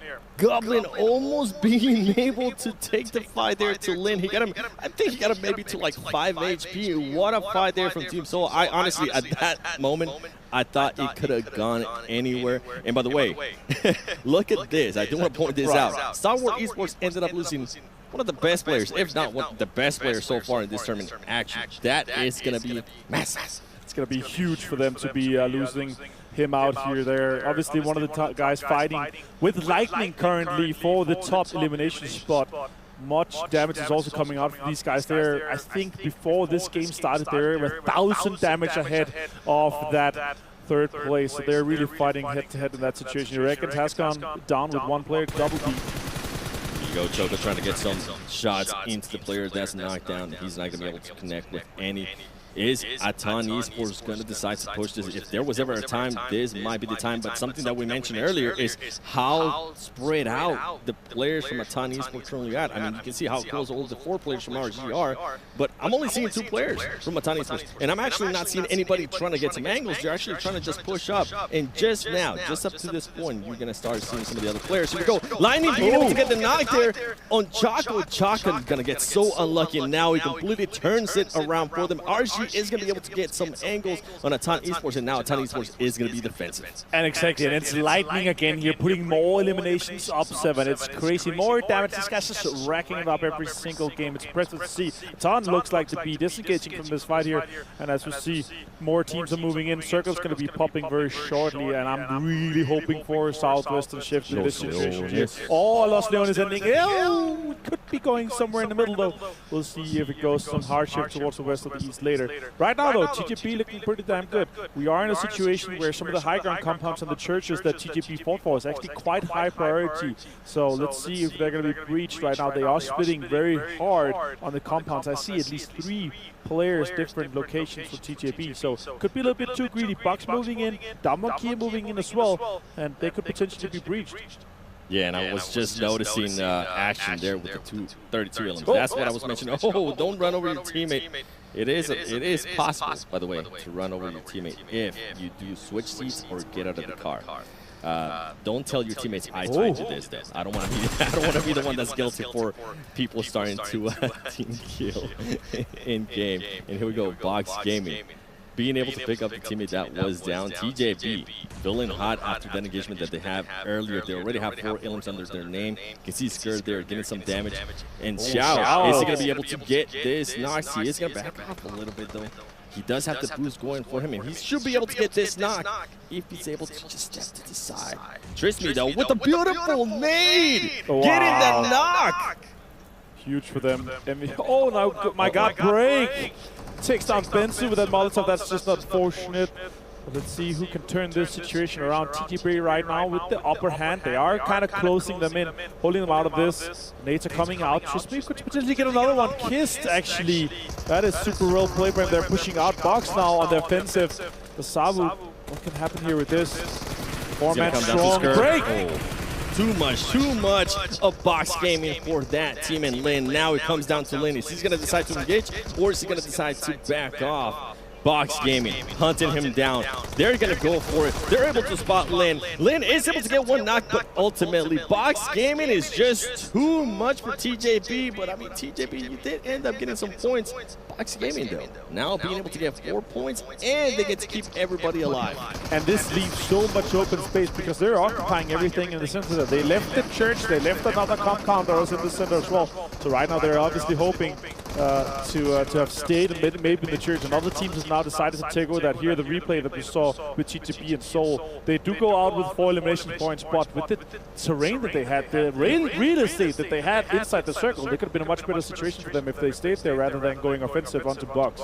Yeah, they could have been, but I think it's just that they were feeling themselves. Okay, that's what happens when you end up getting one of those teams eliminated. They went up against Seoul. Seoul ended up not getting that win, and guess what? TJP was like, okay, let's start pushing people. It backfired, but it is what it is. At least you tried, TJP. That's all we expect of you, for you to try. There's so many teams on the east, on the edge and on the ridges of Los Leones. They're really hoping for this circle to go east. A lot of teams coming in on the northeast as well. So the question is, where does this next circle go? We're going to see shortly. Damon Kia and Nick McGalaxy, 2 of the only teams on the west and southwest side. So that could have a huge advantage to that one. Let's see where it pops, though. 52 on the south together with Virtual Gaming Squad. Active Back has taken the trade of Chimacera, and Vivo Keed is just on the northern side. 7. Where are you hoping this one goes? Los Leones. Oh, it goes center. That's just the least hype circle we could have, but it means so. If at this exact situation here, there's so many teams coming in from the east and west, and there's already some good teams that are having some of these compounds. There are not that much real estate available, so it needs to be taken early. Yeah, and I'm going to be looking at Navy Galaxy. I think they're going to try to flank around to the south and try to push their way up. They need to be careful because they might end up closing in by 52 Esports and Damwon Kia. Remember, Damwon Kia, I said it earlier earlier, this is a team that tends to play on the south a lot, and they're going to continue to play towards that south portion of the circle. And now everybody just rotating. I think Atani Esports is still going to be on those buildings that we saw them earlier when they ended up losing Choco. We saw RSG. I don't think they have lost any other players. No, they haven't lost any other players. They were able to pick up that player that was knocked by Atani Esports, so they're able to refresh themselves. And with what's crazy to me is that usually we play with 16 teams. In this tournament, in the PMWI 2022 here in Saudi Arabia, we're playing with 18. And right now there's 16 teams, 62 players still alive in this circle. That's just wild. Yeah, that's crazy. That's exactly the effect you have from playing these 18 teams. Teams are trying to get into a good situation here. Right now we have a ton on the screen that have spotted out Virtual Gaming Squad. They are on the outskirts of Los Leones, fighting basically for terrain that is not going to be viable in the next circle or two. So the question is, do they take the fight on if they get enough? Do they get an opening, or are they just going to try to put out some more damage? Fran right now, they obviously have lost Choco, as we were talking about, so I don't see an offensive move coming out from a ton in this situation. Reasonable Wildcats and Fall Rivals close to each other too here, Trevor. Yeah, and with Wildcats, I mean, this is a team that when we started today, I think they were in 7th place. They are going to continue to stay within that, so they might play a little bit patient. And from what you were saying there with the Atani Esports, they did end up losing Choco. I think if they were to get a knock, they were just going to cause some more damage and wait to see where the circle is going to end up, because I think they were inside that circle. For Rivals, honestly, a team that I expected a lot more of. They're currently in 10th place with 89 points. I'm hoping that within this last 4 matches that we're going to have after this one, we might see some flashes of greatness out of that team. You can see Wildcats right there, Luck 666, having to move out. And Ray getting shot by Lappy. And guess what? You were talking about Atani Esports. Are they going to push if they get a knock? 4 Rivals might actually make that push. Yeah, for sure. They are on the edge here on the ridge of the northeastern side. They're actually going to back off. This means that they now reasonable Wildcats. They have to use time to rest. They have to use time to use some of this healing here. So they're taking away some of this pressure utility and healing items. Next circle is going to pop shortly, and I can basically not see the map, but I know we're in Miramar. I see there's a little bit of space in between Vampire and Wolf in this situation, but the logos is obviously huge for this situation, and I know we're just west of Los Leones. We have a lot of open high ground that actually shifts towards here, just east of Chumacera. That is really interesting. We have a huge apartment complex compound that could be an interesting fight as well. I need to go have a conversation with them one Kia, because right now, my goodness, they are just getting absolutely blessed with the circles. And the turnaround from day 1 to day 2 has just been so impressive. It's really good to see them, especially with the last games where they were not able to win it, but they got a huge chunk of change of points from that one. Right now in 4th place overall. They're putting distance between themselves and the other teams that are trying to chase to get into the top 5 so they can get to the after party, where they're fighting for $1 million after having fought in this weekend here for $2 million. Yeah, and I'm currently looking at the map. There's so many teams still towards Los Leones. I mean, we have Wildcats, we have a ton. We got RSG, Virtual Gaming Squad, USG. And I am looking towards the south, Enigma Galaxy. This is a team that needs to make a push towards the circle, because once all the other teams decide to push in, it's going to be absolute chaos. And I guarantee you right now, TJP is so sad that they didn't stay inside the church that back-to-back right now have. We are seeing Wildcats with some shots onto Reckons. That is really great shots coming out from X-Ray onto Double D. That means that Wildcats, they are going to be moving aggressively. This is super important for them. The guys coming out of Turkey, aggressive pushes coming in. We're going to be jumping over to Fall Rivals. That could be taking Falcons on right now. Malaysia fighting versus Saudi Arabia. And if I'm Falcons, I'm just going to back away from this fight. This is a fight that you do not want to have. You're so far out of the circle, and you're a team that's currently in the top 2. You're fighting for that win. Please ignore this and get your butts to this circle. By the way, Wildcats, I love the aggressives. You saw them, and currently we're seeing them on the Illium feed. I mean, Wildcats, they are getting third party by Atani Esports, but they want those Illiums, and guess what? RSG right now getting eliminated by Lugs. Lightning is down. GC, last player. He might. Let's see if that he could can be a maybe good clutch one. that. Is he going to get it? Is he going to get it? Could be a good one. Oh, no. Not enough damage. And Wildcats are looking to recoup from this situation here. Can they get their revives off? Can they get the first aids pop off before GC does more? Defoe takes down the Lightning player here for Reckons, top fragger currently. And X-Ray gets the first Dirk elimination, as you see on the left side there. GC still. X-Ray going down, actually sent a text at the third-party work for a ton, and they're going to be moving in aggressively in this situation too. They know that they're hurting. They saw the fight with Reckons going on in the kill feed. Yeah, and Enigma Galaxy right now, we're currently not able to see it on the screen, but they are losing some players in a fight that they're getting in between with Virtual Gaming Squad. And they need to be careful too, because 52 Esports might be in the horizon for them. GC staying quiet. Is he going to be able to get away with this? And is he going to try to get any knocks? I think he's going to play it safe. And if I'm him, I'm actually going to just wait a little bit longer until I can get one knock and confirm it. But he needs to make those decisions quickly, because he is going to be in the zone, and that zone is going to start hurting, and he's going to have to move quickly. Right now will be the time. If you're going to take a shot, right now will be that time. As we go to Falcons, Falcons going to be able to get this knock. They are not. Lappy's able to win it. Falcons really needs to win this fight. How are they going to be able to recover from it? Damar shooting up the car, making sure that nobody's there. And the Rockets go out early. Oh my god, the Molotovs coming all over the place here. Falcons trying to make the best out of this situation, get the points that they're able to do. Damar goes down, that's super unfortunate. Yusuf and Powerful, last two players, and they're now outside the blue. On the other side, we have Vampire waiting. But 4 rivals, Pemberu is going to try to get the best out of this, get the points confirmed for this situation. And while all of this is happening, I'm trying to figure out what Star Wars Esports is doing, because they only have one element. They do have 3 players, and that is a team that is going to be paying close attention to what happened to Falcon.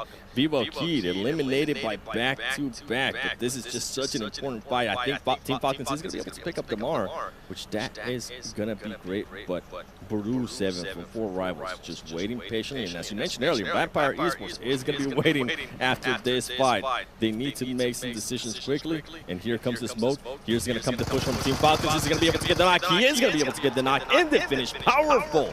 Getting that knock in GC, getting the knock against Frenzy. Look at all of this. There you go. Being able to secure some extra points for his team, as they were almost eliminated earlier.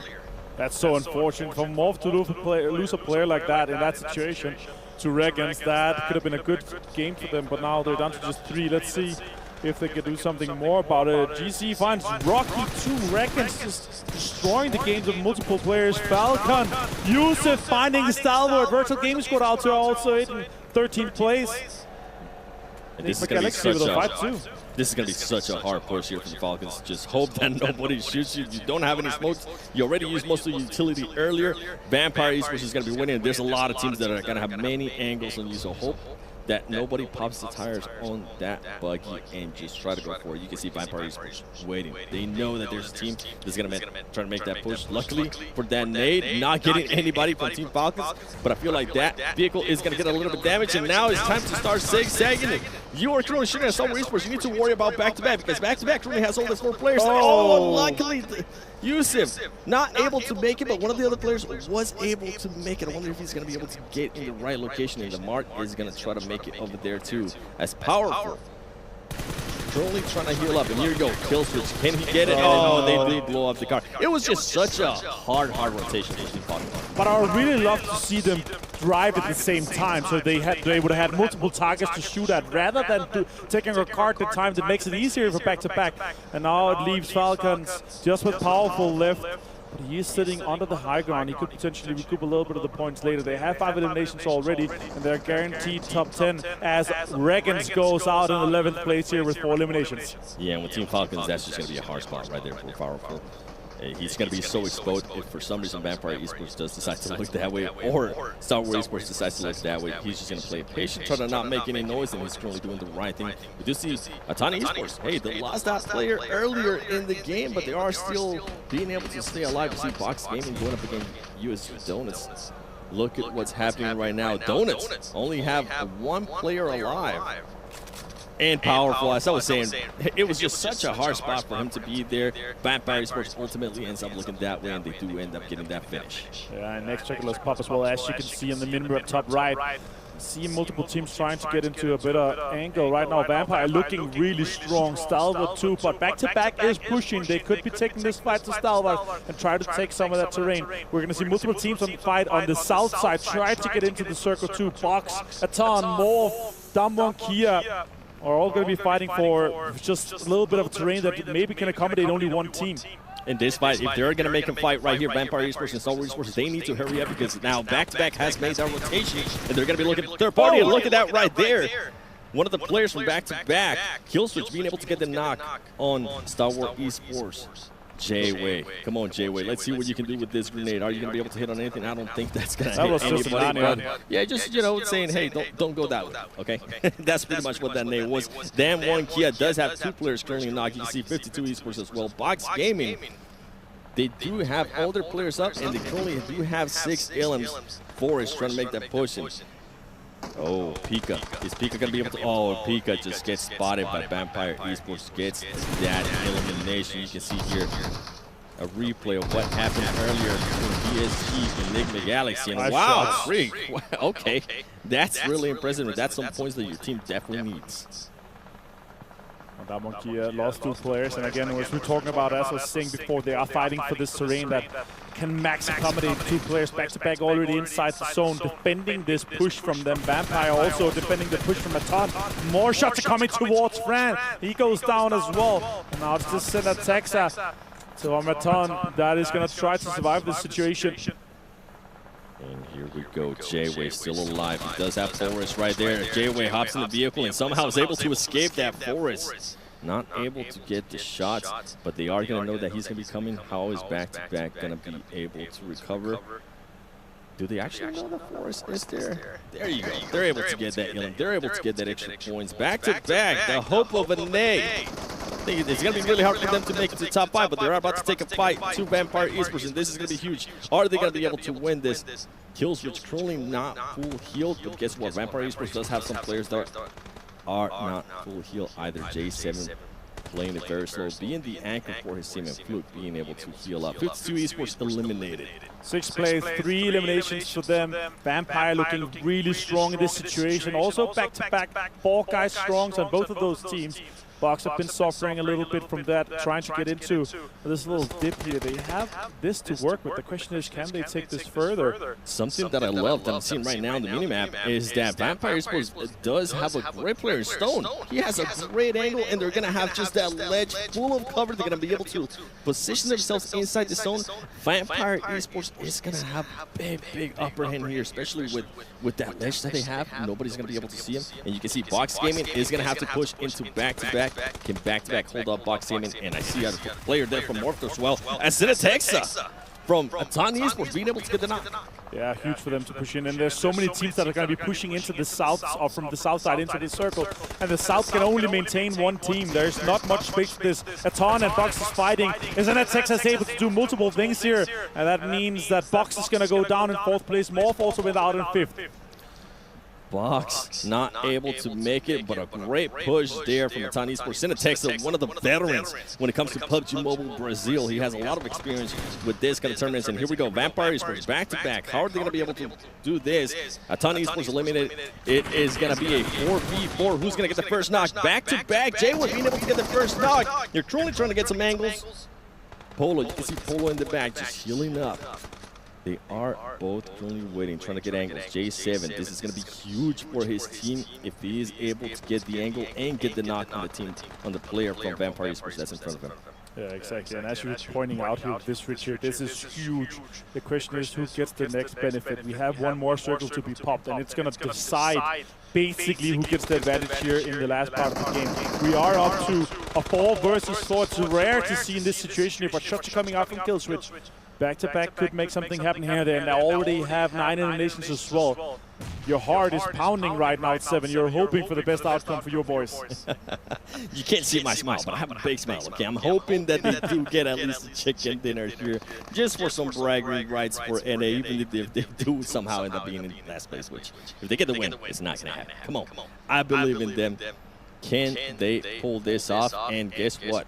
The circle goes in favor of Yeah, that's a great question. I think kind of the center. It's kind of shared. It's kind of shared. I would say Vampire might be a little bit closer, but it's very shared. It's very much in the open space here of the middle. There's a dead tree, a crate that could potentially be inside. The question is, when back-to-back comes off from this top side ridge, they're going to have a really hard time aggressing onto Vampire.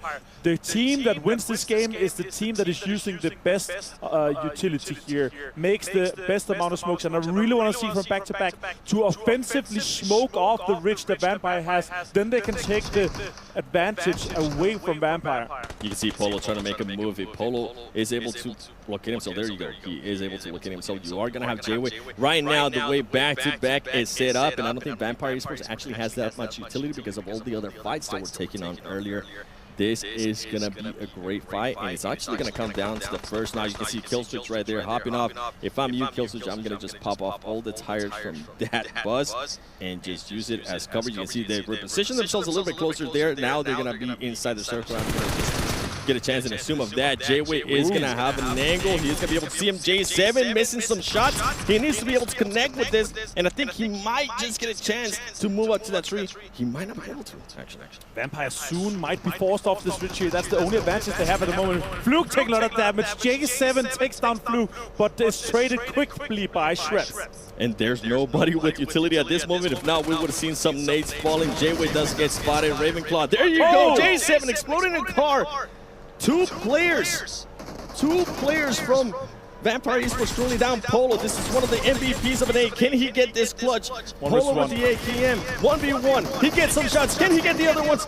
Come on, the hope of an A. Polo, can you get this shot? Yes! Back to back. Able to clutch the win, ladies and gentlemen. 28 points for them, and that's going to feel so good for that team that was in last place. And I mean, what were we talking about earlier, Martin? We said it. Some of the teams at the top need to be careful. The teams at the bottom are going to try to showcase their skills, are going to try to showcase what they got, what they're here for a reason, and try to steal some points from the top 5 teams. And also, they're going to push themselves so far off the leaderboard with this situation here. Much more prize pool available for them, of course, coming in with this situation. Super well played by back-to-back here. Love what we saw from Vampire, though. I feel like that utility we saw in the end, if that could have been delayed a little bit, it could have made a huge difference, but there was just nothing left. Yeah, and I mean, if we go back to it, remember when Team Falcons as well was trying to make that push out of that road, you can see Vampire Esports was using a lot of grenades, a lot of smokes too, so ultimately ended up just hurting them in a big way. Yeah, exactly. And we're going to have one more game to catch you and I. It's going to be Sonic, your favorite map, but we are going to go to a very short break. But stay tuned. Once we get back, the desk will tell you exactly what you've been thinking about all this time.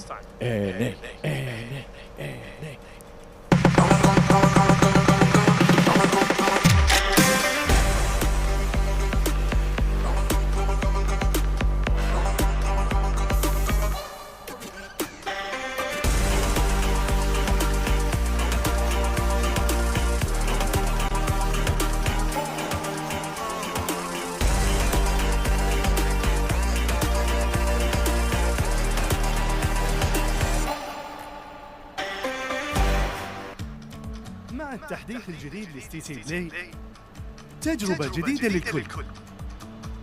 لو جوك دايم تحديات، نافس وانضم للبطولات، استكشف الشات والتايم لاين وتسوق من متجر التطبيق. الليدر بورد على تفاعل بالتطبيق، والجوائز الأسبوعية والشهرية على نظام النقاط تنتظرك. ستيسي بلاي، مهما كان جوك هذا محل.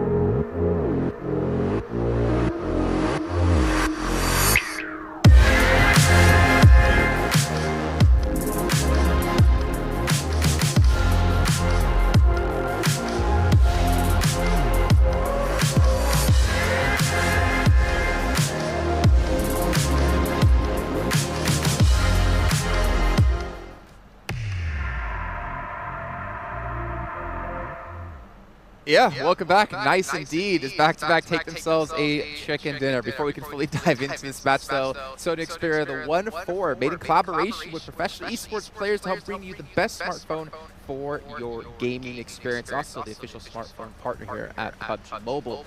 The gentlemen, North America. Let's go, boys. I'm the only American here. They're on the map. The question is how far they moved to the standings. But before we can even get to that, let's take a look at our match rankings.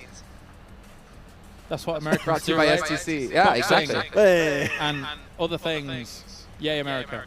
I mean, we are the back-to-back baseball champions of the world, football champions of the world. The World Series, exclusively containing American teams. Yes. Only Americans can call it the World Series. Exactly. Anyway. But back-to-back, 28 points, right? We were talking about them towards the bottom of the table. If I'm not mistaken, they were actually the bottom of the table. Yes, they were. But this is a big win for them, and a much-needed win. Again, there's still a lot of prize money to be won. Realistically, for them to move up the leaderboard and get top 5, probably not realistic, or I could say with confidence it is not realistic. I don't like saying impossible. Almost impossible. right there. I don't expect that to happen. But, as you said, still some extra money to win for these guys. And you're in a position where I think a lot of the teams at the bottom have nothing to lose, right? Just go out there, get those eliminations, get those extra placement points. If you can get a win, perfect. But I think that should be the focus from a lot of the teams at the bottom of the rankings. Well, I think the excellent thing about this tournament structure as well is that actually the bump-ups in prize pool, almost every single place, is quite significant. Yes. So there is still a significant amount for these teams to play for. For back-to-back getting 28 points, that's effectively almost, well, a third of some of the team's points that are kind of they're pushing up towards, right? So that's a big win to be able to get them back on the road again here. And coming in from that west side and actually having full dominant control over it, that bodes well for them in the next coming games. Yeah, I mean, we were talking about J-Way and J7, the positions they were playing towards the final areas there, up against Vampire Esports. Some really good off angles being held, Max.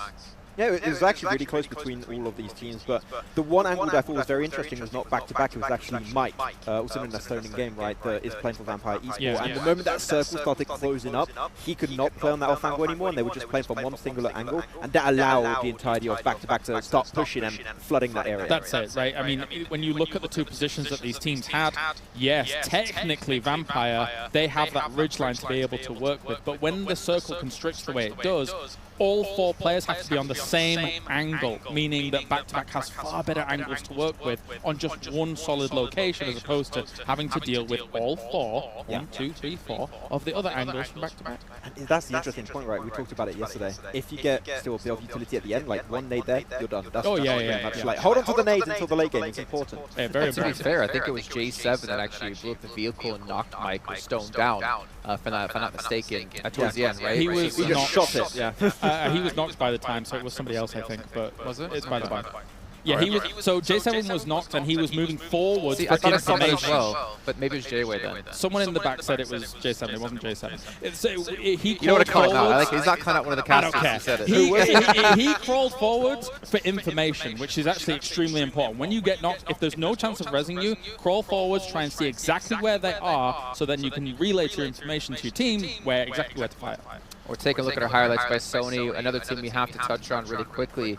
Reagan's Gaming, not faring too well. Team Falcons, well, not faring too well. I mean, we're seeing a lot of these top 5 teams go out early. Demon Kia able to make the front page though over match standings brought to you by STC, so they're able to help climb up the leaderboards a bit more. Yeah, I really have the impression in this third and final day here for the main tournament, at least at the MWI, teams are willing to go that extra step, like go extra aggressive to maybe change their rotation a little bit. Like they are willing to make that change to, as you said already, Kalash, like try and get that extra prize pool in the rankings. Like that should be the focus at the bottom. Not focusing for top 5, that is out of the question. Focus on that prize pool increase. 1, 2, 3 extra places. That's a really huge amount of money that can be coming your way. If you want to touch on the money aspect of it, right? 18th place gets $15,000. Yeah. 16th place gets $20,000. That's already $5,000 extra. That's huge. Yeah, it's massive. And then you look up towards the higher ranks, right? I mean, you look at, let's just say 13th place, which is $27,500.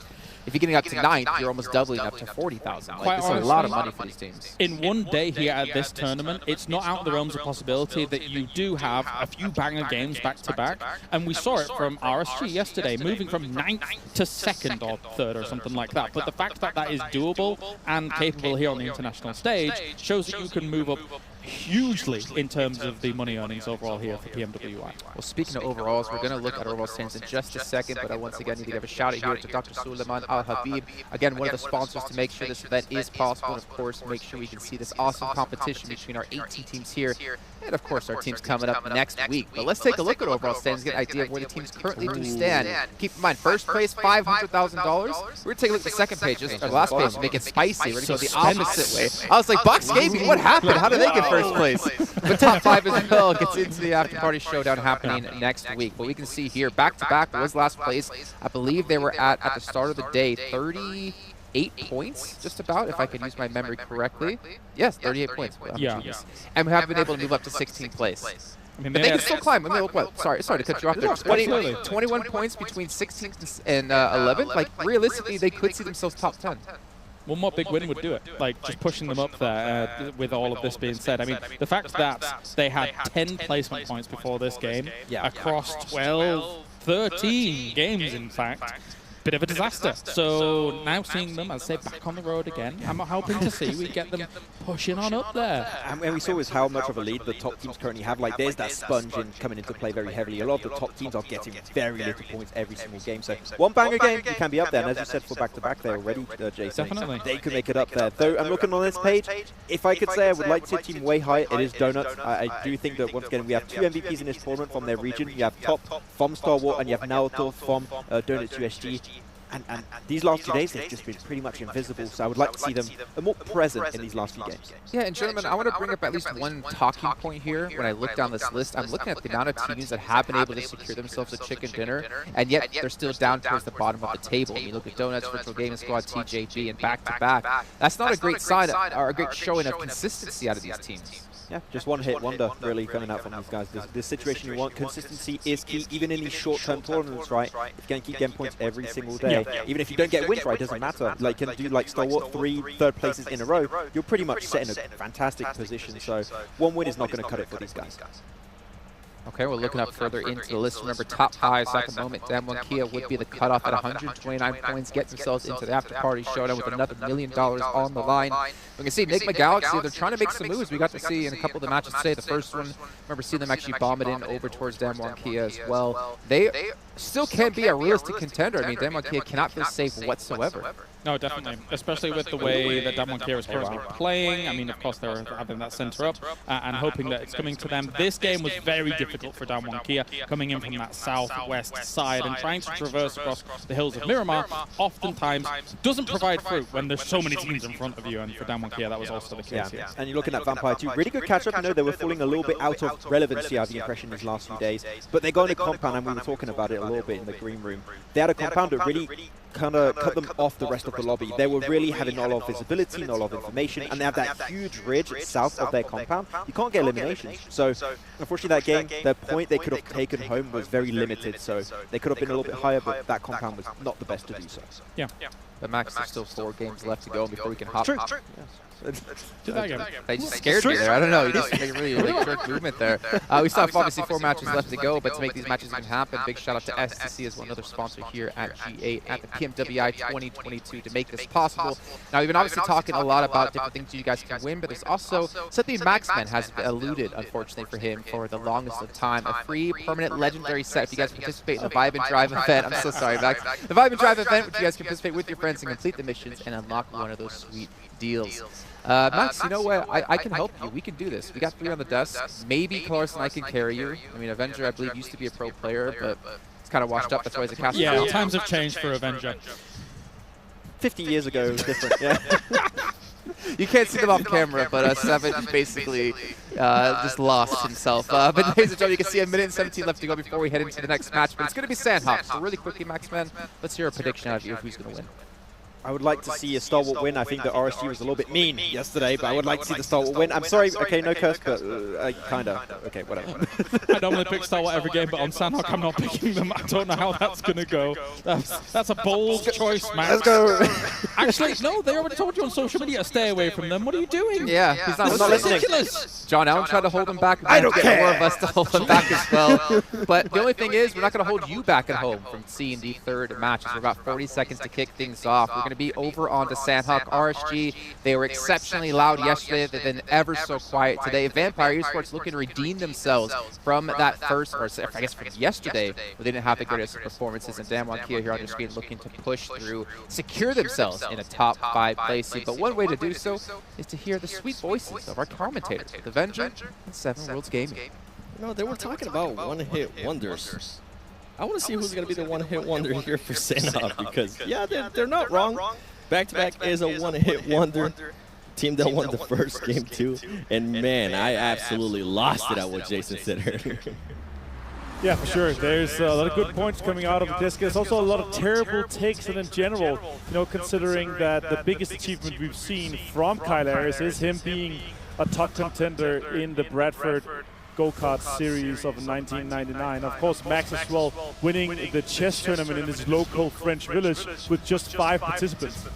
What they don't know, though, is that you are a 1993, 1994 back-to-back champion for breakdancing, right, Avenger? Of my local high school. That's exactly what Calaris is trying to push for. That's a good storyline. But we are going to be ready with Sandhawk. I'm super, super excited for this one here. It's going to be our last cast of the day and the 3rd game overall. After this, we'll have only 3 more games to go, which is going to be covered, of course, by our fantastic casters, John, Allen, and Blank. We are going to be going from the east towards the west, and the guys are going to be jumping out of the plane where they're going to be seeing fit, but I'm looking forward to these hot stops that we're potentially going to be seeing here. So yeah, and the first game that we got a chance to cast today, we're talking about how these 3 games we're going to be setting the tone, right? And they have definitely set a huge tone, and that is that the bottom teams are trying to move up. Yeah, they might not be able to make it to the top 5, but they are trying to move up, because at the end of the day, there's a prize pool. They are trying to get a little bit more money into their pockets, so I'm pretty sure they're going to be pushing for that even more,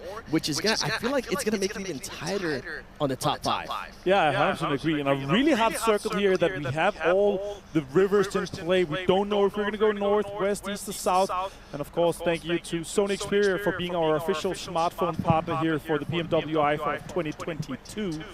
And of course, we're going to be seeing our teams jumping in, but we are in the Stalwart Reckons fight inside the Lobster here in boot camp. The question is, who's going to be winning this one?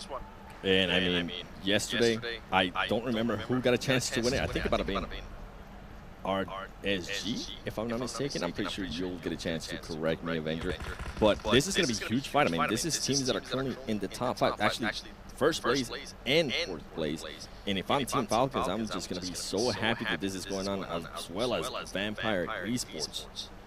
Overall, they're playing it slow, they're playing it patient, and I'm going to end up looking towards the top of the mountain. Yeah, I don't see Team Soul. Remember, Team Soul tried to surprise. I think it was Star Wars Esports, if I'm not mistaken, that actually got the win on that Sandhawk yesterday. If not, it was RSG. I can't remember which one of the 2 it was that actually got the win here on the boot camp drop. But right now, I think they're learning their lessons, because they are playing it a lot slower than they did yesterday. Yeah, for sure. All right, let's see what is going to be happening in this one here.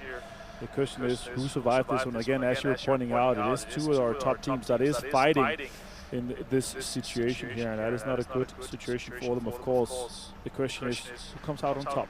It was actually RSG. RSG ended up winning this fight, and they ended up getting a 5th place and 11 Ilum. So a lot can happen to this. We do see some fights going on the horizon, but I feel like this is definitely one of the most important fights. You see RGGC trying to find a player from Star Wars Esports, and you best believe as soon as this player starts getting knocked, some of the other teams might try to pounce on it and try to third-party it. And that's exactly what Team Soul is doing. You can't really see them on your screen right now, but instead of that, they have realized what kind of circle they have, and they are currently rotating towards the south mountain of boot camp. All right, PJ, what can you make happen here? Vaz finds CJB, as you see in our elimination feed action. A bit of action here. The question is, does Salvage try to stay inside this bigger building here, the so-called Lobster, or do they just try to make something else happen? They are trying to push onto Pika, as you see here. Again, really closely knitted together as a team.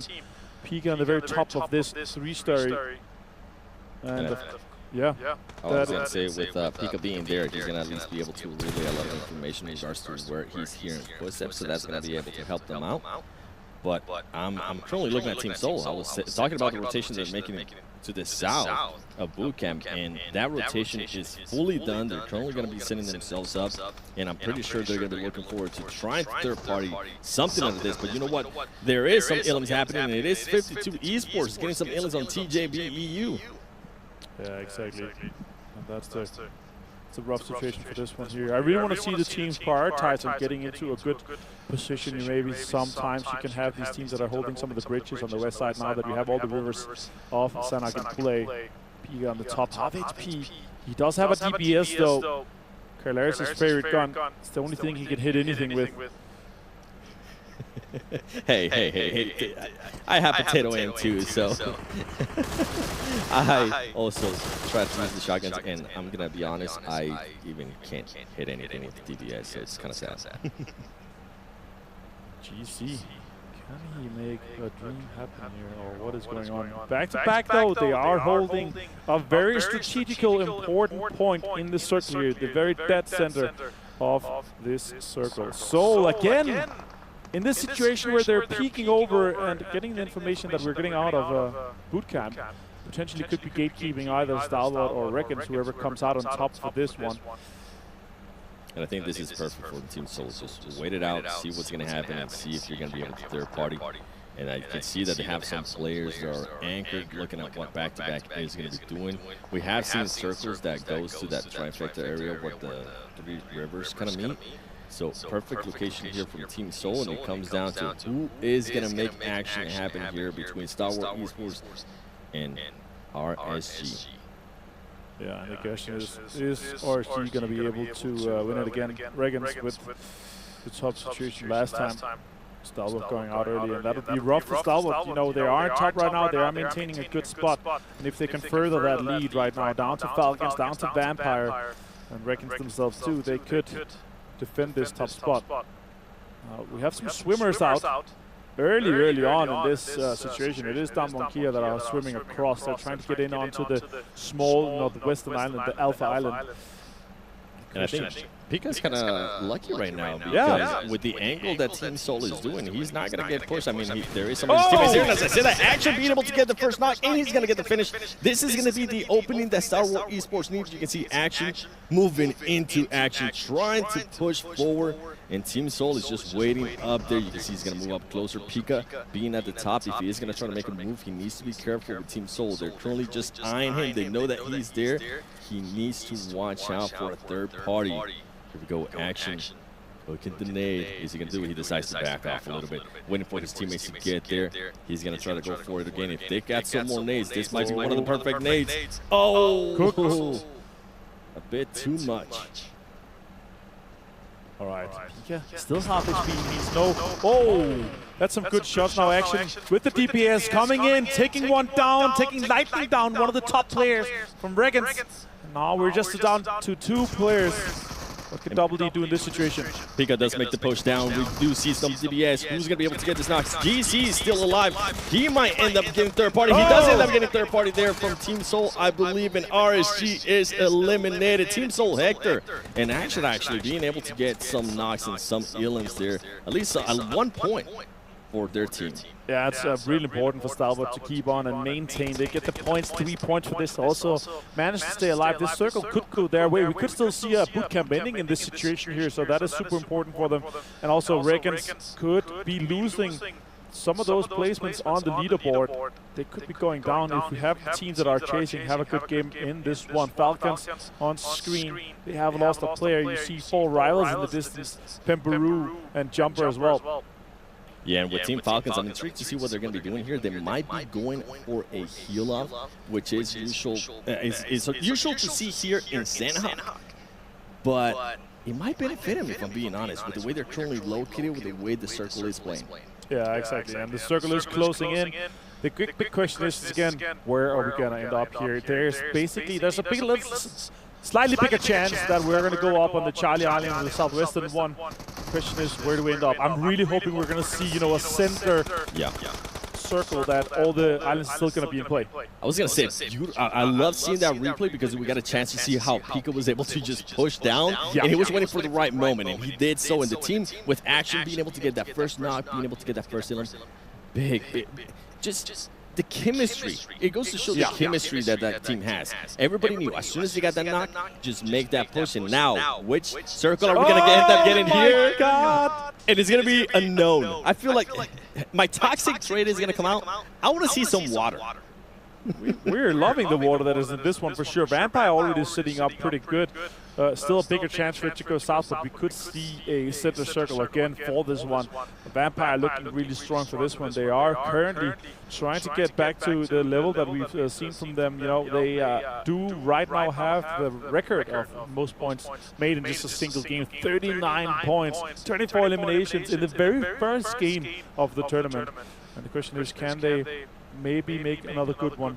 I don't feel like we're going to see it on Sanak. Sanak is often a situation where we see so many teams fighting out in the blue. It's very linear when we're looking at how many teams are getting elimination points. It's also very spread out across.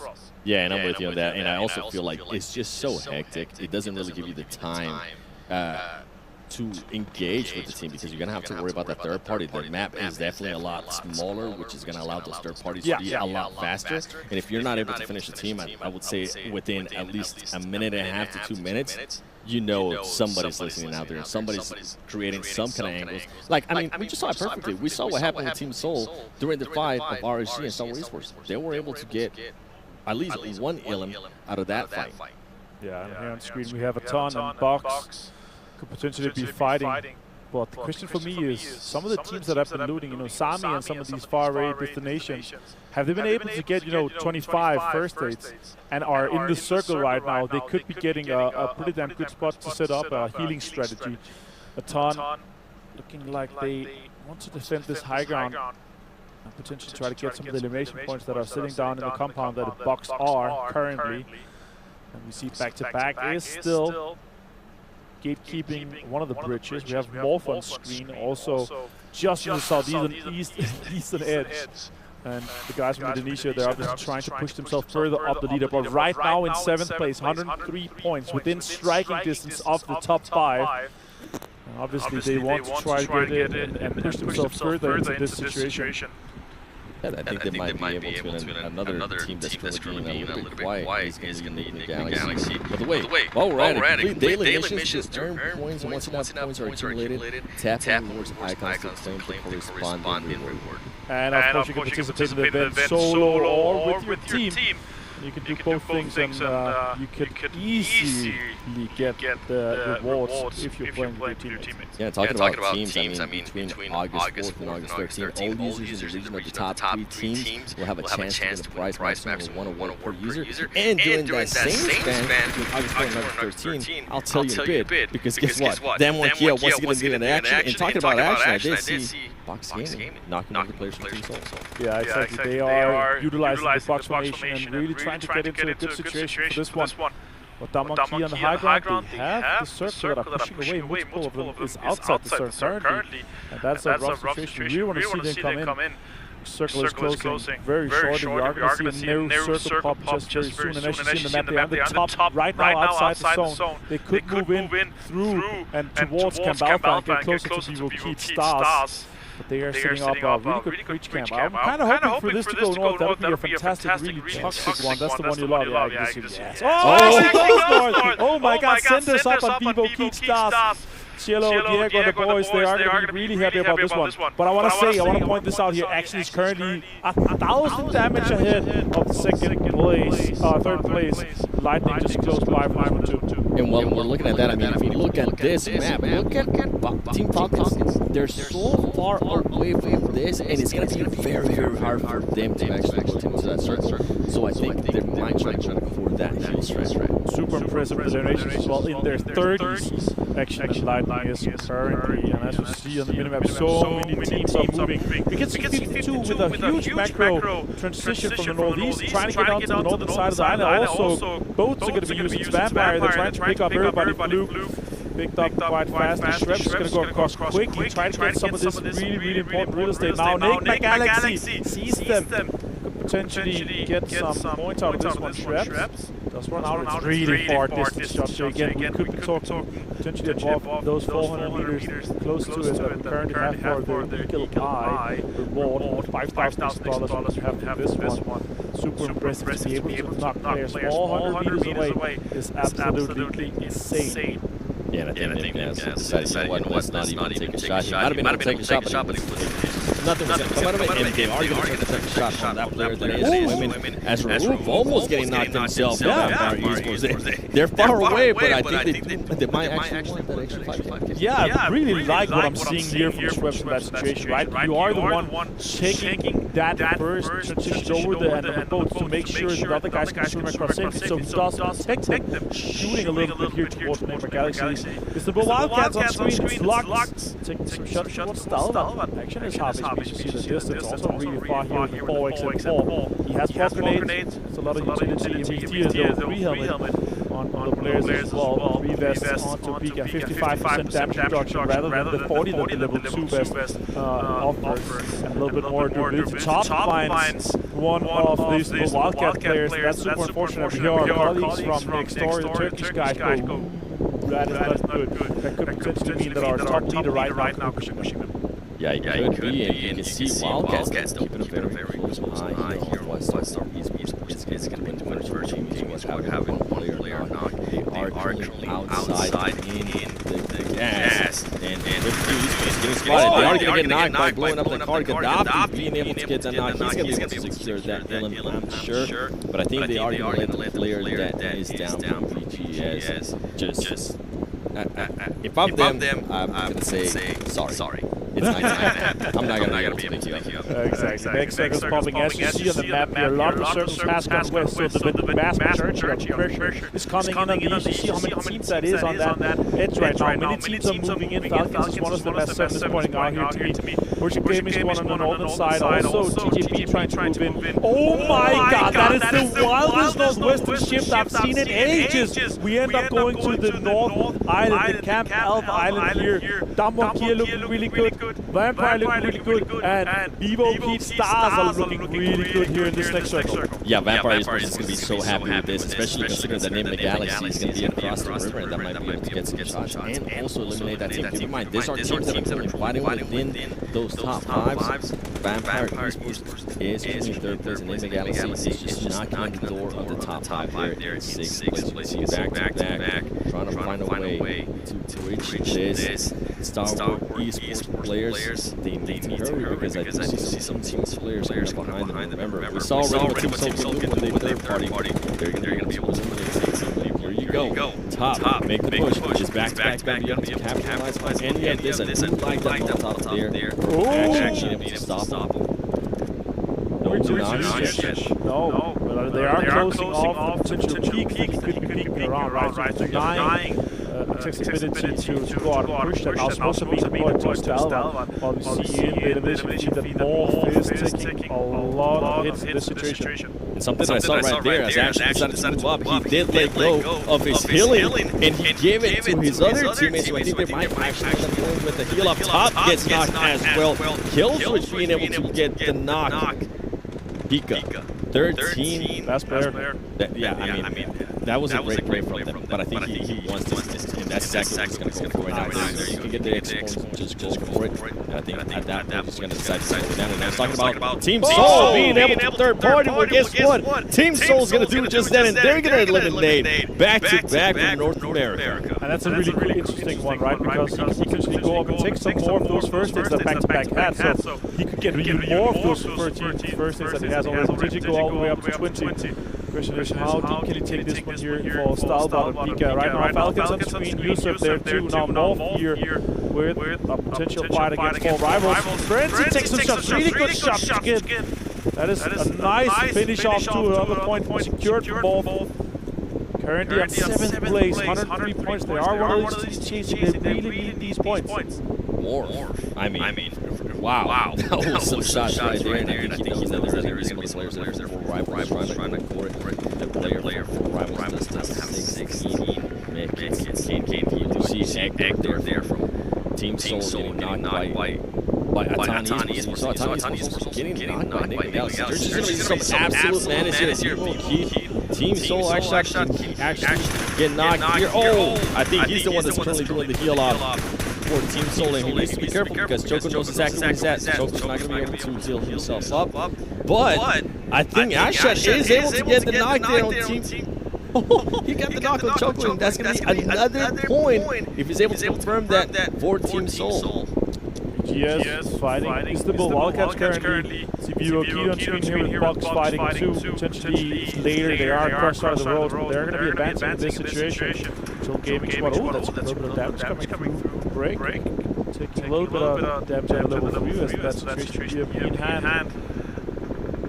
See some more pushes, but a lot of, I see so many solos out of the blue. I see at least 4 solos on the blue trying right now to kill Falcons going out in 12 plays 0 elimination. That's going to be a rough one here for the third game of the day here at EMWI. That is going to be a big one for them because, I mean, some Esports already has some disease. Oh, Goblin gets netted there from Box Gaming. Box Gaming trying to work their way up. They are in 11th place, trying to make the top 6. They are going to be going up against BSP. These are two teams that are actually need this point. BSP is above Box Gaming in regards to the leaderboard. Can they actually do something here? Here comes the shot. Box Gaming, Drisby being able to knock down Gremlin. Adrian, the MVP out of that squad. Can he do anything? He's going to get spotted. Oh, just barely in time, and this saves him because a lot of the other teams are looking at this fight. Can this grenade connect with anybody? And he's not going to be able to connect with anybody there. Overall, Cielo is still alive. Oh, well, Adrian, can you get out of this alive? And he is able to. McGrillen going down too, and this is just Vivo Key down to Cielo, and Adrian had a gross in hand, and now Box has to heal this off. Next turn did go north, so VG is looking good. They're taking a fight right now with Damwon Kia. Forrest goes down really low. He's 2 or 3 HP left after that grenade. So Forrest is trying to heal this off. Control still more alive, but Davi finds Forrest with that nade. That's super important. He can go down to play zone. That's impressive, the amount of first aid that he had. Yeah, and with that, even though Star Wars was eliminated, they did end up with at least 6 points for their elimination. So that's going to be big for them because remember, Team Falcons, the team that's really chasing them for the second place, they end up getting 0-0. So Vampire Esports talk about the top 3. This is a team that's also trying to chase. If they can win this game, it's going to be a massive change on the leaderboard. I'm pretty sure they're going to be looking forward. Stone almost getting knocked by Vivo Cielo, and he's able to just barely get away. He needs to heal up, and he's to be careful because Box Gaming is still behind them. Then Kia, curling with the heal up. So many teams currently trying out this heal up. And Virtual Gaming Squad, even though they have the eliminate fight, guess what? They still have all their 4 players up. Trying to secure more points for Vampire. That is 4 for them so far. Chilla gone down to Tristan, Box advancing in that 7th place for Vivo Key. Stars and 1 elimination point only gone for them. Ooh, Wildcats finds 1. Box goes down in 6th place with 5 eliminations. So now let's see what Wildcats can get out of this. Shots coming in Stone. Locks did not realize that it was that angle he was getting shot from. Yeah, and Vampire Esports, as I mentioned earlier, they can secure extra points here too. That's going to be big, and then Kia as well. Only 1 point for one elimination for Damwon Kia. That's huge as well in terms of the overall leaderboard. Whereas Gaming Squad looking really good in this situation here. They have 4 guys strong. They have 8 eliminations currently, and they're going up against Vampire that has 6 eliminations and only 3 players strong. Again, we have been talking about so many times they have this 4-player advantage. The question is, can Vampire Esports turn this one around here? Can the guys from Thailand make the dream happen? And as you see that, Ravenclaw was able to get the knock right there on Yafaz from Virtual Gaming Squad, and now it's even now. Here comes the Molotovs. They're going to be trying to control where Virtual Gaming Squad players are going to go. And guess what? Another knock. Faluji being able to get the knock. He lays down. He does get knocked by Stone. Can Vampire Esports clutch this up? They truly do have the numbers. You can see Gaddafi right there. The only man standing for Virtual Gaming Squad trying to clutch it up for them. Stone with the grenade. Can he get it? There you go! Vampire Esports! Talk about a name, Vampire Esports, our last game that we're going to be able to cast, and what a way. I cannot wait to see what the leaderboard is going to look like, because with that win, they just might have pushed a little bit closer towards that first place. Wow, what a nade. Fantastic nade, and fantastic way for them to be turning this around. 3 players taking against a 4-player team. That's so rare we see this being able to happen here. So really great to see Vampire Esports take a win. That's actually our last cast so far in the main tournament. Hey, I've been an absolute blast to be here with you, and I'm just happy we got to see that ending right there. This is why I love Sandhawk. Absolute madness. You don't really know who's going to be able to take Vampire Esports. Play that so well, considering that they have one player less, and I feel like that first stock that we're getting was absolutely big. And it's just action from start to finish here. But we are going to be going back to the desk here, and it's going to be really interesting to see how the leaderboard goes here. Stay tuned after the short break, they're going to show you everything.